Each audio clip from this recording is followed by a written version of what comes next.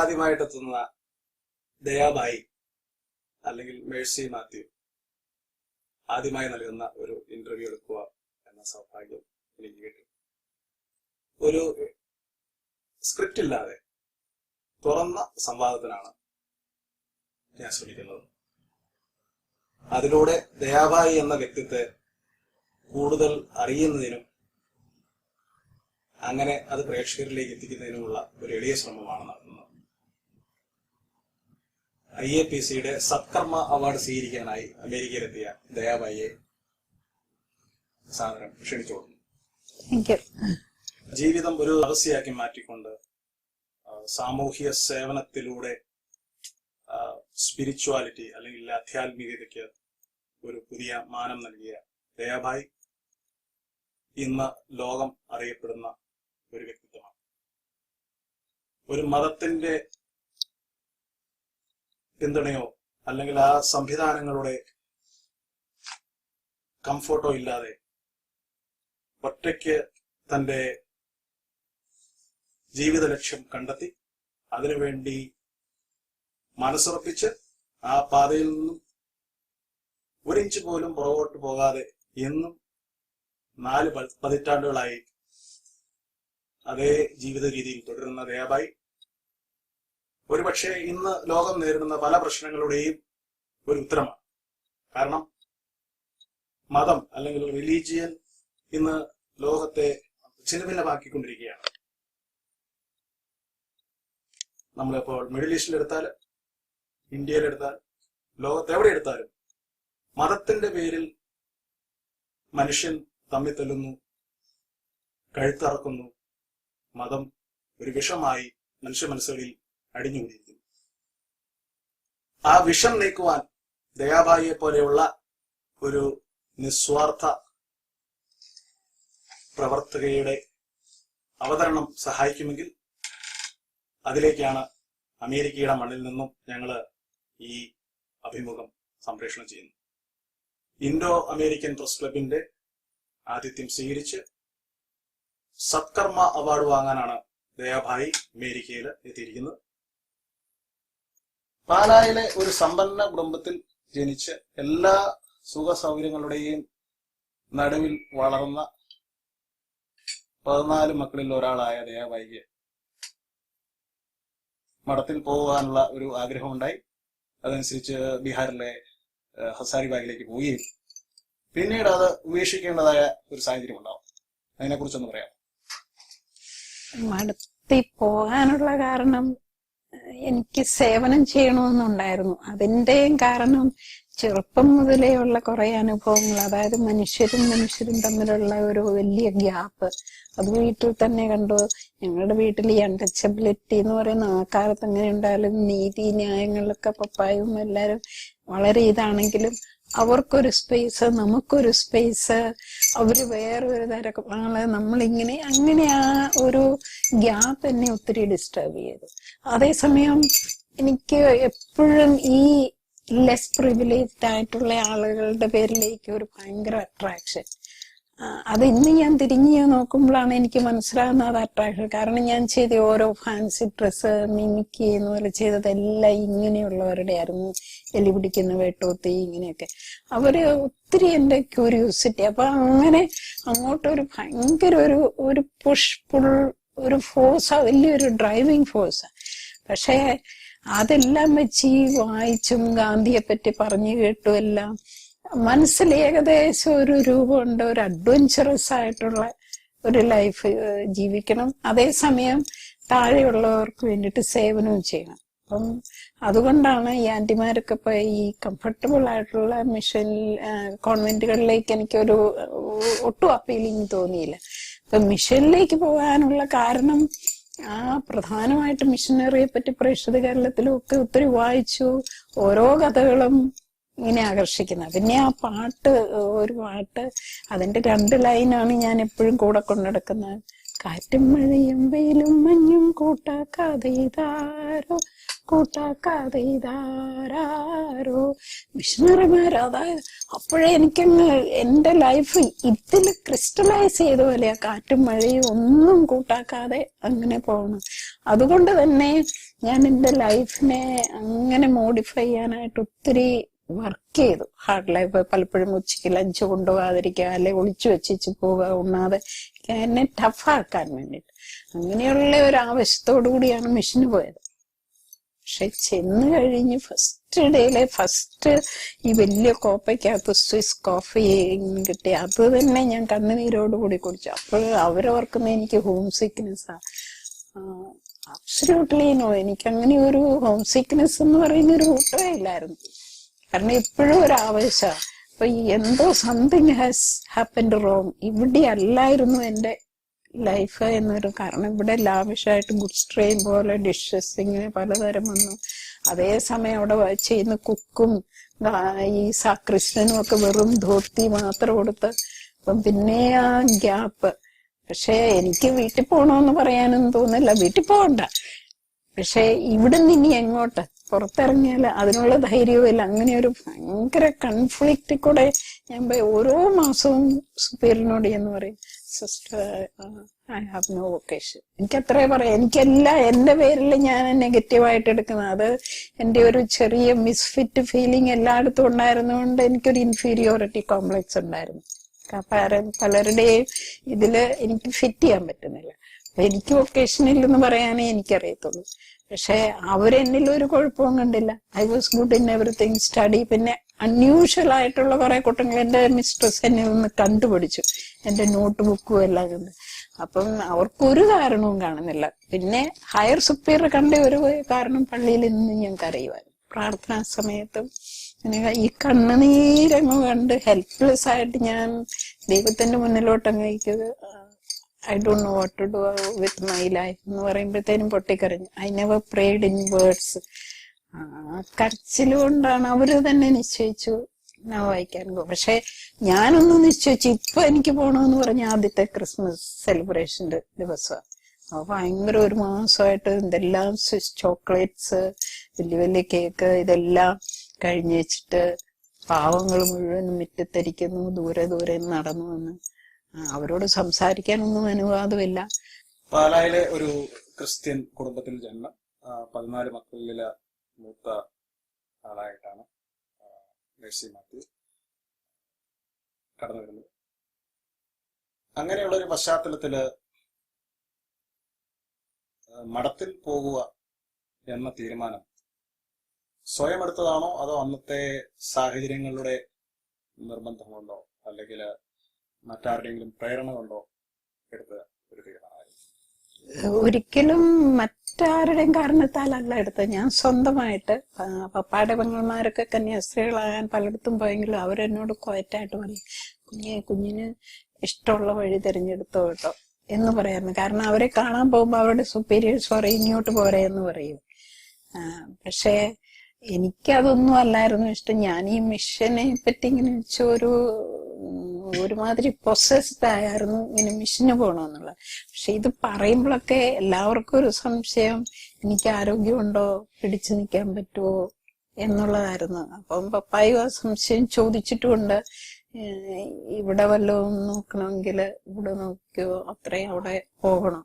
പക്ഷെ ഇവിടുത്തേത് ഒരു വിധത്തിലും എന്നെ ആകർഷിച്ചിട്ടില്ല. So I went to the mission.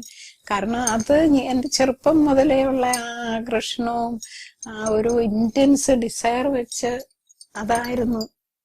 ഒന്ന്, വളരെ താഴെയുള്ള നിലയിൽ ജീവിച്ചുകൊണ്ടും ഒരുപാട് ചലഞ്ചസ് ഫേസ് ചെയ്തുകൊണ്ട് വർക്ക് ചെയ്യുക. 2, സേവനം. രണ്ടുമായിരുന്നു എനിക്ക് ആവശ്യം.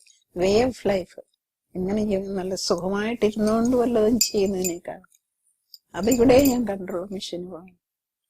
കത്തോലിക്ക വിശ്വാസം അനുസരിച്ച് ഒരു പൗരോഹിത്യം എന്നുള്ളത് ഒരു കൂദാശയാണ്. അതില് ആ പൗരോഹിത്യത്തില് 3 പ്രധാന നിബന്ധനകളാണുള്ളത്. 1 ദാരിദ്ര്യം, 2 അനുസരണ, 3 ബ്രഹ്മചര്യം. വളരെ കഠിനമായിട്ടുള്ള അല്ലെങ്കിൽ ത്യാഗം അനുഷ്ഠിക്കേണ്ട 3 കാര്യങ്ങൾ. ഈ 3 നിബന്ധനകൾ ഒരുപക്ഷെ ബുദ്ധിമുട്ടുള്ളതാണെന്ന് തോന്നിയതുകൊണ്ടാണോ ഈ കന്യാസ്ത്രീ ജീവിതം ഉപേക്ഷിക്കാൻ?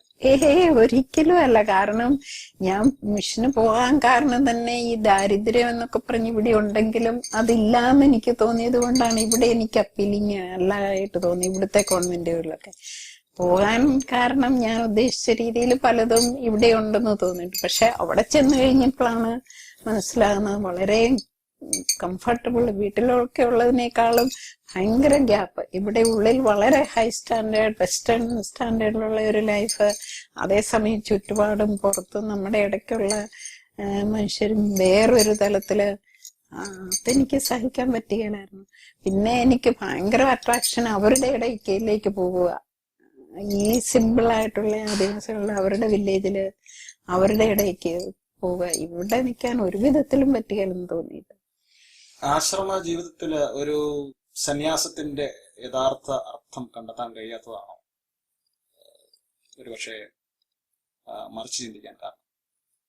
അതുമല്ല. കാരണം ഒന്ന്, എന്റെ മിസ്ട്രസ് എനിക്ക് ഒത്തിരി ഇഷ്ടപ്പെട്ട ഒരാളാണ്, നല്ലൊരു റോൾ മോഡൽ പേഴ്സണൽ ലൈഫിലും ഒക്കെ. ഞങ്ങളുടെ കോൺഗ്രിഗേഷന്റെ motto need of the time is the will of God. കോൺഗ്രിഗേഷന്റെ ഹിസ്റ്ററി ഒക്കെ വായിച്ചപ്പോൾ എല്ലാം എനിക്ക് നന്നായിട്ട് തോന്നി. പക്ഷെ ഈ ഗ്യാപ്പ് ഇവിടെ വളരെ റിച്ച് ലൈഫും അവിടെ വേറൊന്നും. വർക്ക് വൈസ് ഞങ്ങളുടെ കോൺഗ്രിഗേഷൻ, ഞാൻ പോകുന്ന ആ സമയത്തായിരുന്നു ഞങ്ങളുടെ കോൺഗ്രിഗേഷൻ ഗൃഹിണി സ്കൂൾ എന്നും പറഞ്ഞു. അതുകൊണ്ട് ഞാൻ ഇറങ്ങുമ്പോൾ ഞാൻ ചോദിച്ച എന്നെ അങ്ങോട്ട് വിടാണ്. കാരണം ആ വർക്കൊക്കെ ഇവർ ഈ ഓസ്ട്രിയൻ സിസ്റ്റേഴ്സ് പോലും ഈ പഠിത്തമില്ലാത്ത പെൺകുട്ടികൾക്ക് 6 മാസം കൊണ്ട് നല്ല ഒരു തരത്തിലുള്ള എഡ്യൂക്കേഷൻ ഒക്കെ കൊടുത്തു. അപ്പൊ എനിക്ക് തോന്നി അതെല്ലാം നല്ലതാ. പക്ഷെ പേഴ്സണൽ ലൈഫിൽ നമ്മളൊരു റിച്ച് ലൈഫ് ജീവിച്ചുണ്ട്. അതെനിക്ക് വീട്ടിൽ നിന്നേ, അതാണ് ഞാൻ എപ്പോഴും ചലഞ്ച് ചെയ്തിരുന്നത്. പക്ഷെ പല മഠങ്ങളും ആയിട്ട് ബന്ധപ്പെട്ട് പ്രവർത്തിക്കാൻ കഴിഞ്ഞ ഒരു വ്യക്തി എന്ന നിലയിൽ ഒരു മിനിമം സ്റ്റാൻഡേർഡ് കീപ്പപ്പ് ചെയ്യുന്നതല്ലാതെ ഒരു ലക്ഷറി ആയിട്ട് മഠങ്ങളിൽ സന്യാസിനികൾ ജീവിക്കുന്നുണ്ട്. ലക്ഷറി ആയിട്ടല്ല, പക്ഷെ ഞാന് ആദ്യം എനിക്ക് അത്രയും തോന്നിയില്ല. പിന്നീട് ഞാൻ ഡീപ്പായിട്ട് വർക്ക് ചെയ്തപ്പം ജീസസിന്റെ ആ ഫസ്റ്റ് ക്രിസ്മസ് തന്നെ going down to the lowest utter പോവർട്ടിയിൽ ജനിച്ച് വെറും സാധാരണക്കാരനായിട്ടുള്ള ആ മനുഷ്യനായ ജീസസ് എന്നെ ഫാസിനേറ്റ് ചെയ്ത്. അപ്പൊ അങ്ങനെയുള്ള ഒരാളുടെ സ്പൗസ് ഓഫ് ജീസസ് എന്നാണ് പറയുന്നത് ഒരു സന്യാസിനി. അപ്പം അങ്ങനെയുള്ള ഒരാളുടെ മോഡൽ ഇത്രയും ഫാസിനേറ്റ് ആയിട്ട്, ഇങ്ങനെ ഇത്രയും സുരക്ഷിതമായിട്ട്, ഇത്രയും ആഡംബരം എന്ന് ഞാൻ പറയല, എന്നാലും ഇത്രയും ഡിഫറെന്റ് ആയിട്ടുള്ള ഒരു ജീവിതം ജീവിക്കുന്നത് എനിക്കത് പ്രയാസമായിരുന്നു. അപ്പൊ പറഞ്ഞു വരുന്നത് കർത്താവിന്റെ മണവാട്ടി എന്ന ആ ഒരു സങ്കല്പം ഹൃദയത്തിൽ ഏറ്റുവാങ്ങി അതിലേക്ക് സ്വയം അലിഞ്ഞു ചേരുകയാണ് ദയവായി ഈ പുതിയ തീരുമാനത്തിലൂടെ എന്ന് പറയുന്നത് ഒരു പക്ഷേ യാഥാർത്ഥ്യമായി. ഇപ്പം മണവാട്ടി എന്നൊന്നും ഓർക്കുന്നെങ്കിലും ഈവൻ ഒരു ഫോളോവർ എന്നുള്ള രീതിയിൽ ഞാനിപ്പം വിശ്വസിക്കുന്ന ഒരു ക്രിസ്ത്യൻ എന്ന് പറയുമ്പം we have no right to be practising Christianity with such cosy way. ഒത്തിരി നമ്മൾ ഷെയറിങ് ആൻഡ് ആ പോവർട്ടിയുടെ കുറെ എടുക്കണമെന്ന് തന്നെ. അതുകൊണ്ടാണ് ഞാൻ ഇങ്ങനെ ജീവിക്കുന്നത്. And I have no problem. അങ്ങനെ വ്രതം എടുക്കാതെ തന്നെ, വ്രതം എടുക്കുന്നതിന് മുമ്പ് തന്നെ കന്യാസ്ത്രീ ജീവിതം ഉപേക്ഷിച്ചു. അത് ദാറ്റ് ഈസ് ഫെയർ എനഫ്. കാരണം അങ്ങനെ ഒരു റൈറ്റ് അത് ഞാൻ സ്വന്തമായിട്ട് ഉപേക്ഷിച്ചതല്ല, അവരാണ് തീരുമാനിച്ചത്. എന്റെ ഹയർ സുപ്പീരിയറാണ് തീരുമാനിച്ചത്. കാരണം ഞാൻ എപ്പോഴും കരയുമായിരുന്നു. അല്ല, അങ്ങനെ തീരുമാനിച്ചാൽ തന്നെ വ്രതം എടുത്തു കഴിഞ്ഞ ശേഷം ഉപേക്ഷിക്കുന്നതാണ് ഒരു ലാക്ക് ഓഫ് ഇന്റഗ്രിറ്റി ആയിട്ട് സഭ കാണുന്നത്. വ്രതം എടുക്കുന്നതിന് മുമ്പ് ഒരു ദിവസം മുമ്പാണെങ്കിലും തീരുമാനമെടുക്കാം. അപ്പോൾ ദയവായി എടുത്ത തീരുമാനം എല്ലാ ചട്ടക്കൂട്ട സഭയുടെ എല്ലാ നിലപാടുകൾക്കും അടിസ്ഥാനത്തിലാണ് എടുത്തിട്ടുള്ളത്. അപ്പോൾ അങ്ങനെ പുറത്തു വന്നപ്പോൾ ഒരു ഒറ്റയാളായിട്ടാണ് ദയവായി പുറത്തു വരുന്നത്. അന്നത്തെ ക്രിസ്ത്യൻ പശ്ചാത്തലം എടുത്തു നോക്കുകയാണെങ്കിൽ സഭയുടെ ഒരു സന്യാസ ജീവിതം വിട്ടുവരുന്ന ഒരു വ്യക്തിക്ക് കുടുംബത്തിൽ വേണ്ടത്ര അക്സെപ്റ്റൻസ് കിട്ടാൻ സാധ്യതയില്ല. പ്രത്യേകിച്ച് പാലാ പോലെയുള്ള ഒരു പുരാതന സ്ഥലത്ത് നിന്ന് വരുന്ന വ്യക്തി എന്നത്. അപ്പോൾ കുടുംബത്തിൽ ആ തീരുമാനം എന്തെങ്കിലും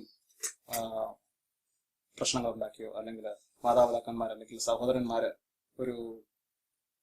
ഒരു ഇൻസൾട്ടായിട്ടോ അല്ലെങ്കിൽ ഒരു സോഷ്യൽ സ്റ്റിഗ്മയായിട്ടോ ദയവായിട്ട് തീരുമാനത്തെ കണ്ടു? ഒരിക്കലും ഇല്ല. ഒന്ന്, എന്റെ തീരുമാനമായിട്ടല്ല ഇറങ്ങിയത്. എനിക്ക് ദൈവം ഇല്ല, അതുകൊണ്ട് പോന്നു. ഞാനിങ്ങനെ കരയുമായിരുന്നു. അതുകൊണ്ട് അവര്, എന്റെ ഹയർ സുപ്പീരിയർ, ഞാൻ അന്നും പള്ളിയിൽ കരയുന്ന കണ്ടുകൊണ്ടാണ് തീരുമാനിച്ച്. എന്നിട്ട് എന്നെ വിളിപ്പിച്ചു, ചോദിച്ചു. അപ്പൊ ഞാൻ പറഞ്ഞു, ഞാൻ വൗസ് എടുക്കുന്ന ദിവസം വരെ ഞാൻ ഇങ്ങനെ പോകും. എന്നിട്ട് എനിക്ക് അല്പം ഡൗട്ടുണ്ട്, ഞാൻ എടുക്കുകയല്ലെന്ന് പറഞ്ഞു. അപ്പൊ എന്നോട് പറഞ്ഞു, you cannot go so long like that. വല്ല നെർവസ് ബ്രേക്ക് ഡൗണും ഉണ്ടായെങ്കിൽ ഞങ്ങളല്ലേ റെസ്പോൺസിബിൾ. So we decided. അപ്പൊ വീട്ടിൽ പോകാൻ ടിക്കറ്റും ബുക്ക് ചെയ്തു. ഞാൻ പറഞ്ഞു, ഞാൻ വീട്ടിൽ പോകുന്നില്ല. എന്നാൽ വീട്ടിൽ നിന്നുണ്ടാകുന്ന ഇതൊന്നും ഓർത്തല്ല. കാരണം ഐ വാസ് സോ പാഷനേറ്റ്ലി ലോങ്ങിങ് to mix with these people. അതുകൊണ്ട് ഞാൻ പറഞ്ഞത്, എന്നെ നിങ്ങൾ, അതേസമയം എന്റെ കോൺവെന്റിനോട് എനിക്ക് ഭയങ്കര അറ്റാച്ച്മെന്റ്, എന്റെ നോവിസ് മിസ്ട്രസിനോട് ഒത്തിരി സ്നേഹവും ഉണ്ടായിരുന്നു. എന്നെ ഒരുപാട് റെക്കഗ്നൈസ് ചെയ്തിട്ടുള്ള ആദ്യത്തെ വ്യക്തിയാ. എന്റെ അങ്ങേയറ്റത്തെ സീക്രട്ട് ഞാൻ എല്ലാം എഴുതിയായിരുന്നു കൊടുക്കുന്നത്. എനിക്ക് സംസാരിക്കാൻ പറ്റിയല്ല, കരയും. അതേസമയം എന്നിലുള്ള ഞാൻ ഓരോ ബൈബിളിന്റെ ഇന്റർപ്രറ്റ് ചെയ്ത് എന്റെ നോട്ട്ബുക്ക് കണ്ടത് ക്ലാസ്സിന് പോലും ഉപയോഗിച്ചു. അപ്പൊ ഞങ്ങൾ തമ്മിൽ വളരെ അണ്ടർസ്റ്റാൻഡിങ് ഉണ്ടായിരുന്നു. അപ്പം ആ സിസ്റ്റർ മദറിനോട് പറഞ്ഞു നോക്കി, mother, I think give her another chance, I think it is not so serious. അപ്പം മദർ പറഞ്ഞു, no, we cannot play, see the way she is crying, ഇങ്ങനെയൊക്കെ പറഞ്ഞു. അപ്പം ഇൻസൈഡ് അത്രയും ഇന്റൻസ് എനിക്ക് പ്രോബ്ലം ഉള്ളത് കൊണ്ടാണല്ലോ. അപ്പം ഞാൻ പറഞ്ഞത്, എന്നെ ഗോലങ്കി ഗൃഹിണി സ്കൂൾ ഉള്ളിടത്തോട്ട് എന്നെ വിട്, ഞാനൊരു മാലിയായിട്ട് ഗാർഡനറായിട്ട് ജോലി ചെയ്തോളാം. ജോലി ചെയ്തോണ്ട് ഇവരുടെ ഇടയ്ക്ക് എന്റെ ലൈഫ് ഞാൻ കണ്ടുപിടിക്കുന്ന മനസ്സിലെ ഇമാജിനേഷൻ. അപ്പൊ അവര് പറഞ്ഞു, എന്നെ മെഡിസിന് വിടാനിരുന്ന BSc പാസ്സായി പുറത്തു വിട്ട് പഠിച്ചു. പക്ഷെ അത് കഴിഞ്ഞ് ദൈവം ഒത്തിരി കഴിവൊക്കെ തന്നിട്ടുണ്ട്. അതുകൊണ്ട് അത് ഉപയോഗിച്ച് അവിടെ വേറൊരിടത്ത് പഠിപ്പിക്കാൻ തന്നെയാക്കിയത്, സയൻസ് ടീച്ചറായിട്ട്. അപ്പൊ അതിനു വേണ്ടിയിട്ട് ഈ ഓർഡർ കിട്ടിക്കഴിഞ്ഞ് എനിക്ക് ഏകദേശം ഒരാഴ്ച, കാരണം എന്റെ സീനിയേഴ്സ് യൂണിവേഴ്സിറ്റി കയറിയിരിക്കുക. അപ്പൊ എനിക്ക് ഒരുപാട് റെസ്പോൺസിബിലിറ്റി, അവർക്കുള്ള റീത്ത് ഉണ്ടാക്കുക, ടേബിൾ റീഡിങ്, ഒരുപാട് കൂട്ടങ്ങളുണ്ട്. ഇതിന്റെ ഈ ഓർഡർ കിട്ടിയേച്ച് ഉള്ളിലൊരു നമ്പായിട്ട് ഞാൻ ഒരാഴ്ച നിന്നു. കാരണം എനിക്ക് അത്രയും ദൂരെ ഒരിടത്ത് പോകാന്, ഈ റിട്രീറ്റ് കഴിഞ്ഞ് പ്രൊഫഷൻ കഴിഞ്ഞ് ഇവരെ ഇറങ്ങുമ്പോ ആ സിസ്റ്റേഴ്സിന്റെ കൂടെ പോകണം. അങ്ങനെയാണ് എനിക്ക് കൃത്യം 365 ഡേയ്സ് ന്യൂഷ്യേറ്റ് കംപ്ലീറ്റ് ആയി. അപ്പൊ ഞാൻ പിന്നീട് തിരിഞ്ഞ് നോക്കുമ്പോ എനിക്ക് തോന്നുന്നു, I am really a sister. Because ആ കാനോനിക്കൽ 1 ഇയർ ഒരാഴ്ച മുമ്പ് ഡിസൈഡ് ചെയ്താണേലും 1 ഇയർ ആയി കംപ്ലീറ്റ്. അപ്പൊ ഞാൻ പോയി. So in my own way ഞാനൊരു റിലീജിയസ് ആണെന്ന് തോന്നുമെങ്കിലും ഭയങ്കര ഡിസപ്പോയിന്റ്മെന്റ് ഇതിലാ. I have no occasion. ഞാൻ ആരുടെയും കുറ്റം പറഞ്ഞല്ല ഇറങ്ങുന്നത്. ലോകത്ത് നമ്മൾ എവിടെ എന്ത് സംവിധാനങ്ങൾ എടുത്തു നോക്കിയാലും ഒരു ചട്ടക്കൂടില്ലാതെ ഒന്നിനും പ്രവർത്തിക്കാൻ പറ്റില്ല. ഇപ്പൊ ഞങ്ങളെ പോലെ സെക്യുലർ ലൈഫ് നയിക്കുന്ന ആൾക്കാർക്കാണെങ്കിൽ നമ്മുടെ ജോലി സ്ഥലത്ത് അവരുടേതായ പോളിസീസ് ഉണ്ട്, അവരുടേതായ റൂൾസ് ഉണ്ട്. അതുപോലെ തന്നെ ഗവൺമെന്റ് ആണെങ്കിൽ ഗവൺമെന്റിൻ്റെതായ ചട്ടക്കൂടുകളും നിയമങ്ങളുമുണ്ട്.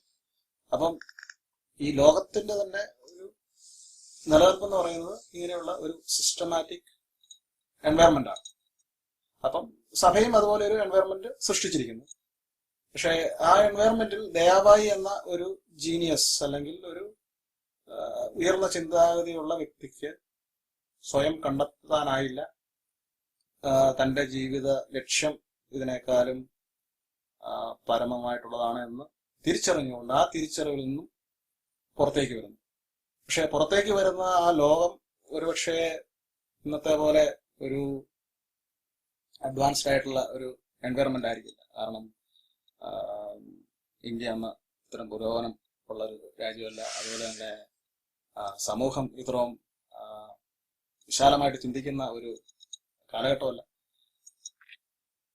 അപ്പോൾ മഠത്തിൽ നിന്ന് പുറത്തു വന്ന ആ ഇമ്മീഡിയറ്റ് ഇയേഴ്സിലുള്ള അനുഭവങ്ങൾ എന്താണ്? ഒന്ന്, ഞാൻ വീട്ടിൽ പോയി ഇവരുടെ തന്നെ കോൺവെന്റിലേക്കാണ് ഞാൻ പോയത്, കുറെ ദൂരെ. പക്ഷെ സാധാരണ ടീച്ചേഴ്സിന്റെ കൂടെ ഹോസ്റ്റലില്, പക്ഷെ അവരുടെ തന്നെ റൂഫിലാണ്. ഇങ്ങനെ കുറച്ചു നാൾ കഴിഞ്ഞാൽ വെരി ഗുഡ് ഇൻ വർക്ക്, സയൻസിൽ നല്ല റിസൾട്ട്, കുട്ടികളുമായിട്ട് നല്ല ബന്ധം, സയൻസ് ലബോറട്ടറി ഉണ്ടാക്കി, എല്ലാം കൊണ്ടും എവരിബഡി ലൈക്ക് മീ. അപ്പൊ അവര് നല്ല റിപ്പോർട്ട് കൊടുത്തു. മദർ പിന്നെ എന്നെ വിട്ടു കഴിഞ്ഞും ഭയങ്കര റിയാക്ഷൻ ഉണ്ടായിരുന്നു. ഈ സീനിയർ ആയിട്ടുള്ള സ്വിസ് സിസ്റ്റേഴ്സ് ഒക്കെ മദറിനോട് പറഞ്ഞു, mother you have made A wrong decision, that girl is very good എന്നൊക്കെ. അത് കഴിഞ്ഞ് ഇവിടെ നിന്നും അവർക്ക് റിപ്പോർട്ട് കിട്ടി, ഷീസ് വെരി കമ്മിറ്റഡ്, ഇങ്ങനെ ഒത്തിരി ജോലി ചെയ്യും.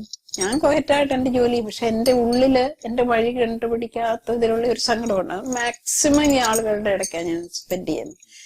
അപ്പൊ ഒരു 5-6 മാസം കഴിഞ്ഞിച്ച് ഈ സെയിന്റ് ഫ്രാൻസിസിന്റെ സ്പിരിറ്റാ ഞങ്ങളുടെ. അപ്പൊ എന്നോട് പറഞ്ഞു, I hear you are doing very well. Mother എനിക്കൊരു എഴുത്തെഴുതി, you are doing very well. എന്റെ എപ്പോഴും ഇതായിട്ട് ഡീൽ ചെയ്യുന്ന ഒരു രീതി വർക്കുക, എന്റെ പെയിനും എല്ലാം മറക്കുന്നത്, I will give maximum to work. അപ്പം മദർ പറഞ്ഞു, I heard you are doing very well, so if you like to come back, you come back on Saint Francis face to the community അവിടെ. അത് കഴിഞ്ഞ് ഈ school year കഴിഞ്ഞിച്ച് ന്യൂഷേറ്റ് തുടങ്ങുന്ന സമയത്ത് ന്യൂഷേറ്റിലേക്ക് വരാനും പറഞ്ഞു. അപ്പം തിരിച്ച് ഈ ആദിവാസികളും ചട്ടനെക്കുട്ടി ആഘോഷമായിട്ട് തന്നെ ഉള്ളിലേക്ക് കൊണ്ടുപോയി. അകത്ത് വരുമ്പോ എനിക്ക് പിന്നെയും സെയിം പ്രോബ്ലം, ആ ലൈഫ് സ്റ്റൈലും ഇതുമായിട്ട്. അന്നേരം ഞാൻ ആരോടും പറയുന്നില്ല, ഇവിടെ മിസ്ട്രസ് ഇല്ല. പക്ഷെ ആ ഇന്റൻസ് സഫറിങ് ഉള്ളതുകൊണ്ടാണോ എന്താണെന്ന് എനിക്കറിയത്തില്ല, ഞാൻ പലപ്പോഴും കരയുകയും ചെയ്യും. 1-2 തവണ ഫെയിന്റ് ചെയ്തു. അപ്പൊ അവര് ടെസ്റ്റ് ചെയ്തപ്പോ എനിക്ക് ഹൈ ഷുഗർ. ഇന്ന് ഞാൻ മനസ്സിലാക്കുന്നത് അതൊക്കെ സൈക്കോസൊമാറ്റിക്കാ. ഞാൻ 14 years ഇൻസുലിൻ എടുത്തു എന്റെ ഈ അന്ന് മുതല്. അവിടെ ദയവായി ഒരു പോയിന്റ് മേക്ക് ചെയ്യണം. മനുഷ്യന്റെ രോഗാവസ്ഥക്ക് സൈക്കോസൊമാറ്റിക് ഒരു, അത് ഇന്നിപ്പോ ഞാൻ മനസ്സിലാക്കുന്നു. അന്ന് എനിക്കറിയത്തില്ല. അതായത് inner struggle was so much, I can speak to anybody, nobody understands me. ആ ബിഷപ്പിനോട് പറഞ്ഞു, ഒരു കാർഡിനൽ പിക്കാച്ചി, you go to a psychiatrist. I never went. ഞാൻ വർക്ക് ചെയ്യും, എല്ലാവർക്കും എന്നെ ഇഷ്ടം, ആദിവാസി ടീച്ചർ. പക്ഷെ inside I am not happy. ഇതൊക്കെ എനിക്ക് ഫൈൻഡ് ചെയ്യേണ്ടി അത് കണ്ടുപിടിച്ചില്ല. അപ്പൊ ഇന്ന് ഞാൻ മനസ്സിലാക്കുന്ന ആ ഇന്നർ സ്ട്രഗിളിന്റെ അതിന്റെ സീരിയസ്നെസ് കൊണ്ടാണ് എനിക്ക് ഷുഗർ. 14 years ഞാൻ ഇൻസുലിൻ എടുത്തു. ഏതാണ്ട് ഈ എന്റെ വഴി ഏതാണ്ട് കണ്ടുപിടിച്ചു കഴിഞ്ഞ പിന്നെ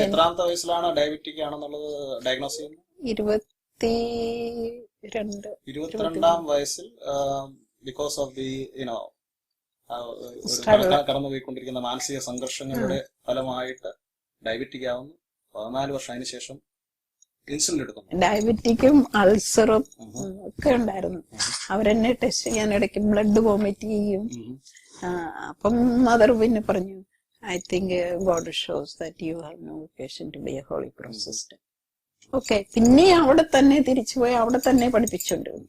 പിന്നെ എന്റെ ഹെൽത്ത് ഇങ്ങനെയായതുകൊണ്ട് ആ സിസ്റ്റേഴ്സ് എന്നെ ജബൽപൂർ എന്റെ അങ്കിൾ ഒരു അച്ഛനുള്ളിടത്തോട്ട് കൊണ്ടുവന്നു. At least somebody from home will be there. അവിടെ ഞാൻ വേറൊരു സ്കൂളിൽ പഠിപ്പിച്ചുകൊണ്ടിരുന്നു.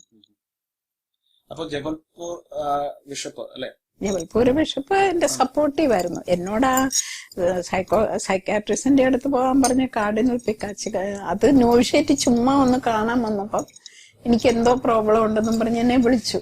നോയിസ് ആയിരുന്നു. കാർഡിനൽ കരുതുന്നു ഇങ്ങനെ ഈ മാനസിക സംഘർഷങ്ങളും മറ്റ് ഇടയ്ക്കുള്ള കരച്ചിലും അതെല്ലാം കാണുമ്പോൾ കരുതിയാണ് ഇതൊരു മാനസിക രോഗമാണ്. സോ അത് ഞാൻ ലീവ് ചെയ്തപ്പോൾ എന്നോട് പറഞ്ഞു, ഗോ ടു എ സൈക്കാട്രിസ്റ്റ്. അപ്പം ലീവ് ചെയ്തു. ഇത് സൈക്കാട്രിസ്റ്റിനെ കാണാനും പോയിട്ടില്ല ഈ 25-ാം വയസ്സ് വരെ. അപ്പൊ ആ ലീവ് ചെയ്ത ശേഷം ഉള്ള ആ സഞ്ചാര വഴികൾ ഒന്ന് പറയാമോ? അപ്പം ഇവിടെ ഞാൻ പഠിപ്പിച്ചോണ്ടിരുന്നു. അത് കഴിഞ്ഞ് അതിന്റെ ഇടയ്ക്ക് ഭയങ്കര ഡ്രൗട്ടൊക്കെ വന്നുകൊണ്ട് കുറെ ഡ്രൗട്ട് റിലീഫ്. ഞാൻ maximum time parish priest, Belgian priest ആയിരുന്നു. അപ്പൊ ഈ സമ്മറില് കാറ്റഗറ്റിക്കൽ വർക്ക് എല്ലായിടത്തും ഉണ്ട്. ഞാൻ വർക്കിന് ഐ ഹാവ് നോ പ്രോബ്ലം. അത് കഴിഞ്ഞ് ജബൽപൂർ വന്നു കഴിഞ്ഞപ്പോഴും അത് high placed senior Cambridge ICSO ആ സിലബസിലുള്ള സ്കൂളുകൾ വലിയ റിച്ച്, അവിടെ ഹോസ്റ്റലിൽ നിന്നുകൊണ്ടാണ് ഞാൻ ചെയ്യുന്നത്. അപ്പൊ അവിടെയും അപ്പോൾ എന്റെ ചില കഴിവുകളൊക്കെ കണ്ടുപിടിച്ച് എനിക്ക് ഇഷ്ടം പോലെ വർക്ക് തരും. എനിക്ക് പെയിന്റ് ചെയ്യാൻ അറിയാം, നല്ല ഹാൻഡ് റൈറ്റിങ്. അപ്പൊ ഇന്നും നോട്ടീസ് ബോർഡിന് വേണ്ടിയിട്ട് ഒരു സബ്ജക്റ്റ് എന്നിട്ട് അതിൽ എഴുതുന്നെല്ലാം ഞാനാണ്. ഇങ്ങനെ ഇഷ്ടം പോലെ വർക്കുണ്ട്, എവറിബഡി ലൈക്ട്. പക്ഷെ എന്റെ ഉള്ളില് ഈ പഠിപ്പിച്ചുകൊണ്ട് ഒരു ജോലി ചെയ്യാന്ന് മാത്രമല്ല, എനിക്ക് പണത്തോട് ഒരു ഇതില്ല. മറ്റിടത്തും പഠിപ്പിച്ചുകൊണ്ടിരുന്ന് എനിക്ക് കിട്ടുന്ന പൈസ മുഴുവൻ ഞാൻ അവർക്ക് തന്നെ തിരിച്ചു കൊണ്ടു കൊടുക്കുമായിരുന്നു. അവരുടെ സ്വിറ്റ്സർലൻഡിൽ നിന്ന് വലിയ ജനറൽ വന്നപ്പോഴും ഐസെട്ട് അവര് പറഞ്ഞു, മേഴ്സി അല്ലാതെ ആരും ഇങ്ങനെ ചെയ്യല, എല്ലാരും തിരിച്ചു പോകുമ്പോൾ പണം കൊണ്ടുപോവുക. അപ്പൊ ഇങ്ങനെയൊക്കെ ഉണ്ടായിട്ട് എന്റെ വഴി ഇവിടെ ആയിരുന്നപ്പോഴാണ് ഞാൻ ബൈബിളിൽ കൂടെ ഇങ്ങനെ സീക്രട്ടായിട്ട് എല്ലാം വായിച്ചും ഇന്റർപ്രറ്റ് ചെയ്ത് നോക്കുന്നതും തന്നെ മെഡിറ്റേറ്റ് ചെയ്ത്. അപ്പം 2-3 കാര്യങ്ങൾ എനിക്ക് വളരെ ക്ലിയർ ആയി. ഓൾഡ് ടെസ്റ്റ്മെന്റ് ഇപ്പം നമ്മളങ്ങനെ വായിക്കുന്ന പോലല്ല. കാരണം ആ എക്സഡസ്, ഡ്യൂട്രോണമി ഇങ്ങനെ കുറെ ഇതില്ലാത്തൊരു തീം പോലെയാണ്. ഗോഡ് വാസ് ഓൾവേസ് ഒരുമാതിരി വറി പോലെ, oh they are suffering, constantly concerned with the poor. അതൊരു തീം പോലെ കാണും നമ്മൾ വായിക്കാൻ. പിന്നെ ലേറ്റ് ചെയ്ത് കാണുന്നു, he took always side of the poor. അവസാനം കർത്താവ് ജനിച്ച അവിടെ നോക്കുമ്പോ അത് മനുഷ്യൻ അവതാരമായിരുന്നെങ്കിൽ ആ ഐഡന്റിഫിക്കേഷൻ അത്രയും അങ്ങനെ ഐഡന്റിഫൈ ചെയ്ത് ഇതെനിക്ക് വലിയൊരു, പണ്ടൊക്കെ ഈ ബ്ലെസ്ഡ് ആർ ദ പുവർ എന്ന് കേട്ട് ഈ പോട്ടി എനിക്ക് പണ്ടേ ആകർഷിച്ചിട്ടുള്ളു. ഈ ഫസ്റ്റ് ഞാൻ കോൺവെന്റ് വിട്ടാ പിന്നെ ക്രിസ്മസ് ആഘോഷത്തിൽ ഒരിടത്തും കൂടിയിട്ടില്ല. ക്രിസ്മസ് ഫോം ദയവായി ഇപ്പം പറഞ്ഞു വരുന്നത് ഒരു ഫിലോസഫിയാണ്. അതായത് ഫിലോസഫിയാണോ എനിക്കറിയത്തില്ല. ഞാൻ അതിലേക്ക് ഒരു ചൂഴ്ന്നിറങ്ങാൻ ആഗ്രഹിക്കുകയാണ്. കാരണം നമ്മുടെ എഡ്യൂക്കേഷൻ സിസ്റ്റം, ഒരു കുട്ടി ജനിക്കുമ്പം തന്നെ അവൻ നടക്കാൻ തുടങ്ങുമ്പം തന്നെ ഏറ്റവും ഉന്നത നിലവാരത്തിൽ എത്തിക്കുക എന്ന ഒരു കാഴ്ചപ്പാടിലാണ് പോകുന്നത്. അതാണ് എല്ലാ മാതാപിതാക്കന്മാരുടെയും ആഗ്രഹം. എന്റെ മകൻ ഏറ്റവും മികച്ച ഡോക്ടറാണ്, എഞ്ചിനീയറാണ്, അല്ലെങ്കിൽ ഇന്നത്തെ കാലത്താണെങ്കിൽ IT പ്രൊഫഷണലാണ്, അല്ലെങ്കിൽ അമേരിക്കയ്ക്ക് പോകണം, അല്ലെങ്കിൽ ഏതെങ്കിലും ഒരു കമ്പനിയുടെ ഉയർന്ന പൊസിഷനിലെത്തണം, അല്ലെങ്കിൽ നല്ലൊരു ബിസിനസ്സുകാരനാണ്. അപ്പൊ ആ ഒരു ഓറിയന്റേഷനിലുള്ള ഒരു education system, achievement oriented education സിസ്റ്റമാണ് നമുക്കുള്ളത്. അപ്പൊ ആ സിസ്റ്റത്തിൽ വരുന്ന തടസ്സങ്ങളെ അതിജീവിക്കുന്നവനാണ് ഏറ്റവും മിടുക്കൻ അല്ലെങ്കിൽ സ്മാർട്ട് ആയിട്ടുള്ള വ്യക്തി എന്നാണ് ലോകം വിധി എഴുതുക. അപ്പം ലക്ഷ്യം മാർഗത്തെ സ്വാധീനിക്കുന്നു വേണമെങ്കിൽ പറയാം. ആ ഒരു സങ്കല്പവും ദയവായി പറഞ്ഞു വരുന്ന ലിബറേഷൻ തിയോളജി, അതായത് ശൂന്യനായി ജനിച്ച യേശു, അതുപോലെ തന്നെ ഏറ്റവും മൃഗീയമായ രീതിയിൽ കൊല ചെയ്യപ്പെട്ട യേശു, എന്നാൽ തന്റെ ഉത്ഥാനത്തിലൂടെ ഒരു സഹനത്തിന് ഒരു പുതിയ മാനം നൽകിയ യേശു, ആ യേശുവിനെ ഉൾക്കൊണ്ടുകൊണ്ട് ഞാൻ പ്രവർത്തിക്കാൻ ആഗ്രഹിക്കുന്നു. അല്ലെങ്കിൽ അതാണ് എൻ്റെ ജീവിതത്തിന്റെ ഒരു സന്ദേശം എന്ന് ദയാബായിക്ക് പറയുവാൻ ഒരു സെക്യുലർ എൻവയറമെന്റിൽ നിന്ന് എങ്ങനെ കഴിയും? കാരണം ഇന്നൊരു ഇൻസ്റ്റിറ്റ്യൂഷന്റെ ഭാഗമല്ല, ദയാബായി ഒരു റിലീജിയന്റെ ഭാഗമാണ്. യേശുവിനെ ദയാബായി ഇഷ്ടപ്പെടുന്നുവെങ്കിൽ, ആരാധിക്കുന്നുവെങ്കിൽ, അല്ലെങ്കിൽ ഒരു ഗോഡായിട്ട് കാണുന്നെങ്കിലും Dayabai is not part of any religion or any denomination or any sect. അപ്പോ ആ ഒരു വൈരുദ്ധ്യത എങ്ങനെ ഒരേ സമയം കൊണ്ടുപോകാൻ പറ്റും? ഞാൻ ഈ ക്രിസ്ത്യൻ അറ്റ്മോസ്ഫിയറിലും ആ ഫോർമേഷനിലുമാണ് വളർന്നത്. അതിൽ നിന്ന് ദൂരെ പോകാൻ എനിക്ക് പ്രയാസമായിരുന്നു. എനിക്ക് ഇതിനകത്ത് ചിന്തിച്ചപ്പോഴും യേശുവിന്റെ ഈ സഹനം മാത്രമല്ല, എനിക്ക് യേശു വളരെ ഒരു അട്രാക്റ്റീവ് പേഴ്സൺ, ആ ഹ്യൂമൻ പേഴ്സൺ ഓഫ് ജീസസ്, അയാൾ പോയ വഴി, അവൻ ആ മരത്തേലിരുന്നപ്പോ നീ ഇന്ന് ഇറങ്ങി വാ, ഇന്ന് നിന്റെ കൂടെ, എന്തോ ഒരു സ്പെഷ്യൽ വേ ഉണ്ടായിരുന്നു ഡീൽ ചെയ്യുന്ന. ആ സമരത്തിനോട് എനിക്ക് വെള്ളം താന്നും പറഞ്ഞുകൊണ്ട് ഇതെല്ലാം നോക്കുമ്പോ ആ ഒരു അട്രാക്റ്റീവ് പേഴ്സണാലിറ്റിയാ. അത് എന്നെ ഒത്തിരി ആകർഷിച്ചു. ഈ കൂടുതൽ ആഴ്ന്നിറങ്ങിയപ്പോ യേശു ദൈവത്തിന്റെ മകനാണോ എന്ന് പോലും പിന്നെ എനിക്ക് ചിന്തിക്കണമെന്നില്ല. ബട്ട് ദാറ്റ് ഹ്യൂമൻ പേഴ്സൺ, ദൈവമാണെങ്കിൽ എനിക്കത് ഫോളോ ചെയ്യണം പറ്റിയല്ല. കാരണം പക്ഷെ ഇത് ഈ ഹ്യൂമൻ കപ്പാസിറ്റിയിൽ എന്ത് ബ്യൂട്ടിഫുൾ ആയിട്ടാ ഓരോ അവസരങ്ങളും ഹാൻഡിൽ ചെയ്യുന്നു. അത് ഒത്തിരി ആകർഷിച്ചു. അപ്പം ആ വഴി ഉണ്ടായിരുന്നു. പക്ഷെ ഈ ബംഗ്ലാദേശും ഇതെല്ലാം കഴിഞ്ഞപ്പോഴാണ് ഞാൻ കുറെ കൂടെ സെക്യുലർ വേൾഡിലേക്ക്, അതുവരെ മടച്ചേരണം, ഒരു കന്യാസ്ത്രീ ആകണം, അതേ ഉണ്ടായിരുന്നുള്ളൂ എന്റെ മനസ്സിൽ. അത് പറ്റിയാലെന്നായപ്പോ ഒരു ഇൻഫീരിയോറിറ്റി കോംപ്ലക്സ് അങ്ങേയറ്റമായിട്ട് വളർന്നു. I have no occasion, I am not worthy of it. ഇതും കൊണ്ടിങ്ങനെ വളർന്നിച്ച് ഇതിന് മറികടന്നത് ഈ ബംഗ്ലാദേശിലെ അത്രയും ഹ്യൂമൻ സഫറിങ്ങും ഈ ആളുകൾ, പിന്നെ ആ വാറും ഇതെല്ലാം കണ്ടപ്പോഴത്തേന് എന്റെ എല്ലാം വേറൊരു നിലയിലല്ല. കാരണം അതായത് പറഞ്ഞു വരുന്നത് യുദ്ധം എപ്പോഴും ഒരു സ്വാർത്ഥ താല്പര്യത്തിന്റെ അല്ല. യുദ്ധം എന്ന് പറയുന്നത് ഇവിടുത്തെ യുദ്ധം Urdu and Bengali speaking Muslims തമ്മിലായിരുന്നു ബേസിക് ആയിട്ട് തുടങ്ങി. അണ്ടർനീത്ത് എന്തൊക്കെ ഉണ്ടായിരുന്നു. അപ്പൊ ഒരു ലാംഗ്വേജ് പോലും അത്ര, ആ യുദ്ധം ഒരിക്കലും ഒരു മനുഷ്യൻ യുദ്ധത്തിന്റെ ഇത് നേരിട്ട് കണ്ടാൽ എനിക്ക് തോന്നുന്നു മനുഷ്യന്റെ മനസ്സ് മാറും. അവിടെ കണ്ട സഫറിങ്സും ആളുകൾ അതിൽ കൂടെ പോയത് കണ്ടു കഴിഞ്ഞ് വെച്ചിട്ട് പിന്നെയാണ് എനിക്ക് ഈ ഹ്യൂമൻ റിലേഷൻഷിപ്പ് വളരെ ഇമ്പോർട്ടന്റ് ആയിരുന്നു. മനുഷ്യരും തമ്മിൽ നല്ലൊരു ബന്ധം. വെറും ഒരു ലാംഗ്വേജിന്റെ പേരിൽ ഇങ്ങനെ പൊട്ടിപ്പുറപ്പെട്ട ആ യുദ്ധം, ബംഗാളി പറയുന്നവരെല്ലാം പുറത്ത് സഹിച്ച് കൊല ചെയ്യപ്പെട്ട്, അതോ സ്ത്രീകളും കുട്ടികളുമാണ് ഏറ്റവും വിക്ടിമൈസ്ഡ് ആണ്. പക്ഷെ മനുഷ്യന്റെ ഒരു അടിസ്ഥാന സ്വഭാവം എടുത്ത് നോക്കിക്കഴിഞ്ഞാല് ബുദ്ധി കൂടുതലുള്ളവൻ കുറഞ്ഞവനെ, കയ്യൂക്കുള്ളവൻ കാര്യക്കാരൻ, അല്ലെങ്കിൽ കൂടുതൽ ആയുധബലമുള്ളവൻ ആയുധബലം കുറഞ്ഞവനെ കീഴടക്കുന്നു എന്നൊരു ലോകക്രമത്തിലാണ് നമ്മൾ നൂറ്റാണ്ടുകളായിട്ട് പോയിക്കൊണ്ടിരിക്കുന്നത്. അപ്പൊ ആ ഒരു ക്രമവുമായിട്ടുള്ള അനുരൂപണമാണ് ഓരോ മനുഷ്യന്റെയും ജീവിതത്തിലെ തീരുമാനങ്ങളും പ്രതിസന്ധികളും. ആരും ഒരു തീരുമാനത്തിൽ അല്ലെങ്കിൽ ഒരു മോശമായ തീരുമാനത്തിൽ ഒരിക്കലും സ്വയം എത്തിച്ചേരുന്നു ഞാൻ കരുതുന്നില്ല. സാഹചര്യങ്ങൾ, അല്ലെങ്കിൽ അവരുടെ വർക്ക് ഡിസ്ക്രിപ്ഷൻ, അല്ലെങ്കിൽ അവരുടെ പൊളിറ്റിക്കൽ സിറ്റുവേഷൻ, അങ്ങനെയൊക്കെയുള്ള കാര്യങ്ങളാണ് പലപ്പോഴും ഓരോ മനുഷ്യനെയും ഓരോ സാഹചര്യത്തിലേക്ക് എത്തിക്കുന്നത്. അപ്പം ദയാബായിയുടെ ആ ഒരു ലിബറേഷൻ തിയോളജി ഒരു പ്രത്യേക മണ്ഡലത്തിൽ അപ്ലൈ ചെയ്യാൻ പറ്റുന്നതാണോ, അതൊരു യൂണിവേഴ്സൽ കൺസെപ്റ്റ് ആയിട്ട് നമുക്ക് അസിമുലേറ്റ് ചെയ്യാൻ പറ്റും? എനിക്ക് ലിബറേഷൻ തിയോളജി എന്നൊന്നും പറഞ്ഞാലൊന്നും അറിയത്തില്ല. അന്ന് ഞാൻ തിയോളജി പഠിച്ചിട്ടുമില്ല. പക്ഷെ ആരണ്ടോ ഇതുപോലെ എവിടെയോ ഞാൻ ക്ലാസ് എടുത്തപ്പോ ഞാനിങ്ങനെ എന്തോ പറഞ്ഞപ്പം I said I never studied. Oh you are talking of ഒരച്ഛനാ ഞാൻ ക്ലാസ് എടുത്തപ്പം എന്റെ എക്സ്പീരിയൻസ് ഷെയർ ചെയ്തപ്പം, you are speaking of high theology എന്ന് പറഞ്ഞു. I never studied theology but you theologize a lot എന്ന് പറഞ്ഞു. അതായത് fusion of divinity with humanity. ആ ക്രിസ്മസ് ഇതൊക്കെ വെച്ച് ഞാൻ ഇത്ര ആഴമായിട്ട് ചിന്തിച്ചിട്ടാ തന്നെത്താനെ ഇത് ചിന്തിച്ചു. അതുപോലെ ഗാന്ധിയും അതുപോലെ എന്നെ ഫാസിനേറ്റ് ചെയ്ത ഒരു വ്യക്തിയാണ്. ഇവർ രണ്ടുപേരെ ഞാൻ കാണുന്ന ഏതാണ്ട് ഒരേ തരത്തില്. എനിക്ക് ആ ബാപ്റ്റിസം എന്ന് പറയുന്ന ഒന്നും ക്രിസ്ത്യൻ ഇത് വേണമെന്ന് എനിക്ക് തോന്നുന്നില്ല ഇപ്പം. പിന്നെ യേശു അങ്ങനെ ഒരു റിലിജൻ, ഒരു ചട്ടക്കൂടല്ല. He taught a code of life, love. ആ ഒരൊറ്റ വാക്കിന്റെ അതാണ് പ്രധാനമായിട്ടുള്ളത്.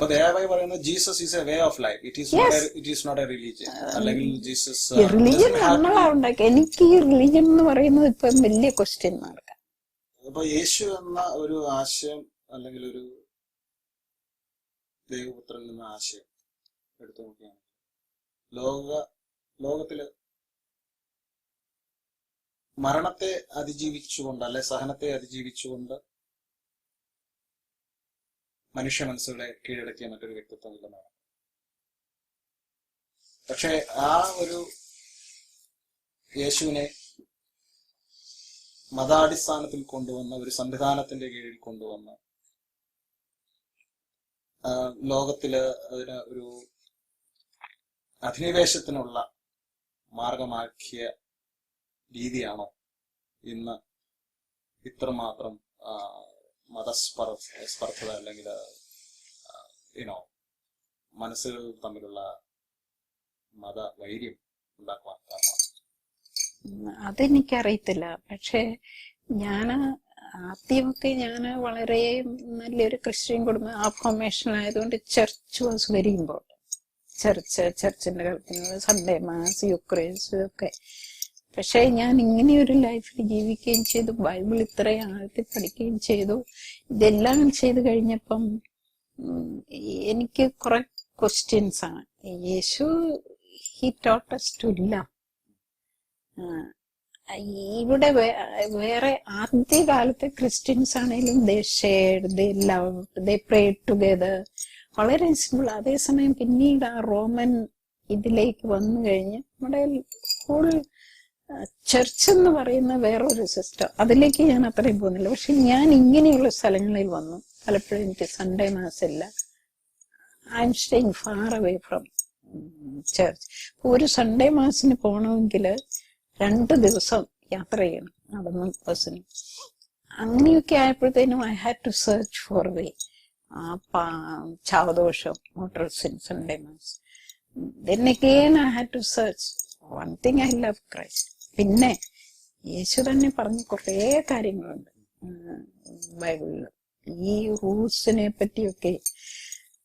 അപ്പം എനിക്ക് I had to give a new interpretation about even mass. Eucharistic ആണ് നമ്മള് എന്ത് വഴി മാറിയാ പോകുന്നതെന്ന് ഞാൻ ഓർക്കാം. അതിന്റെ എസൻസ് ആ യൂക്രിസ്റ്റിക് ട്രാൻസ്ഫോർമേഷന് അത് ഞാൻ ചെറുപ്പത്തിൽ വായിച്ചിട്ടുണ്ട്.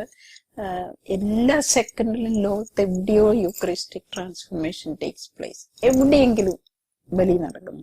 പക്ഷെ നമ്മൾ പള്ളിയിൽ പോയാലും അത് കാണുന്നില്ല. നമ്മൾ കുറെ പ്രാർത്ഥനയും ചെല്ലും.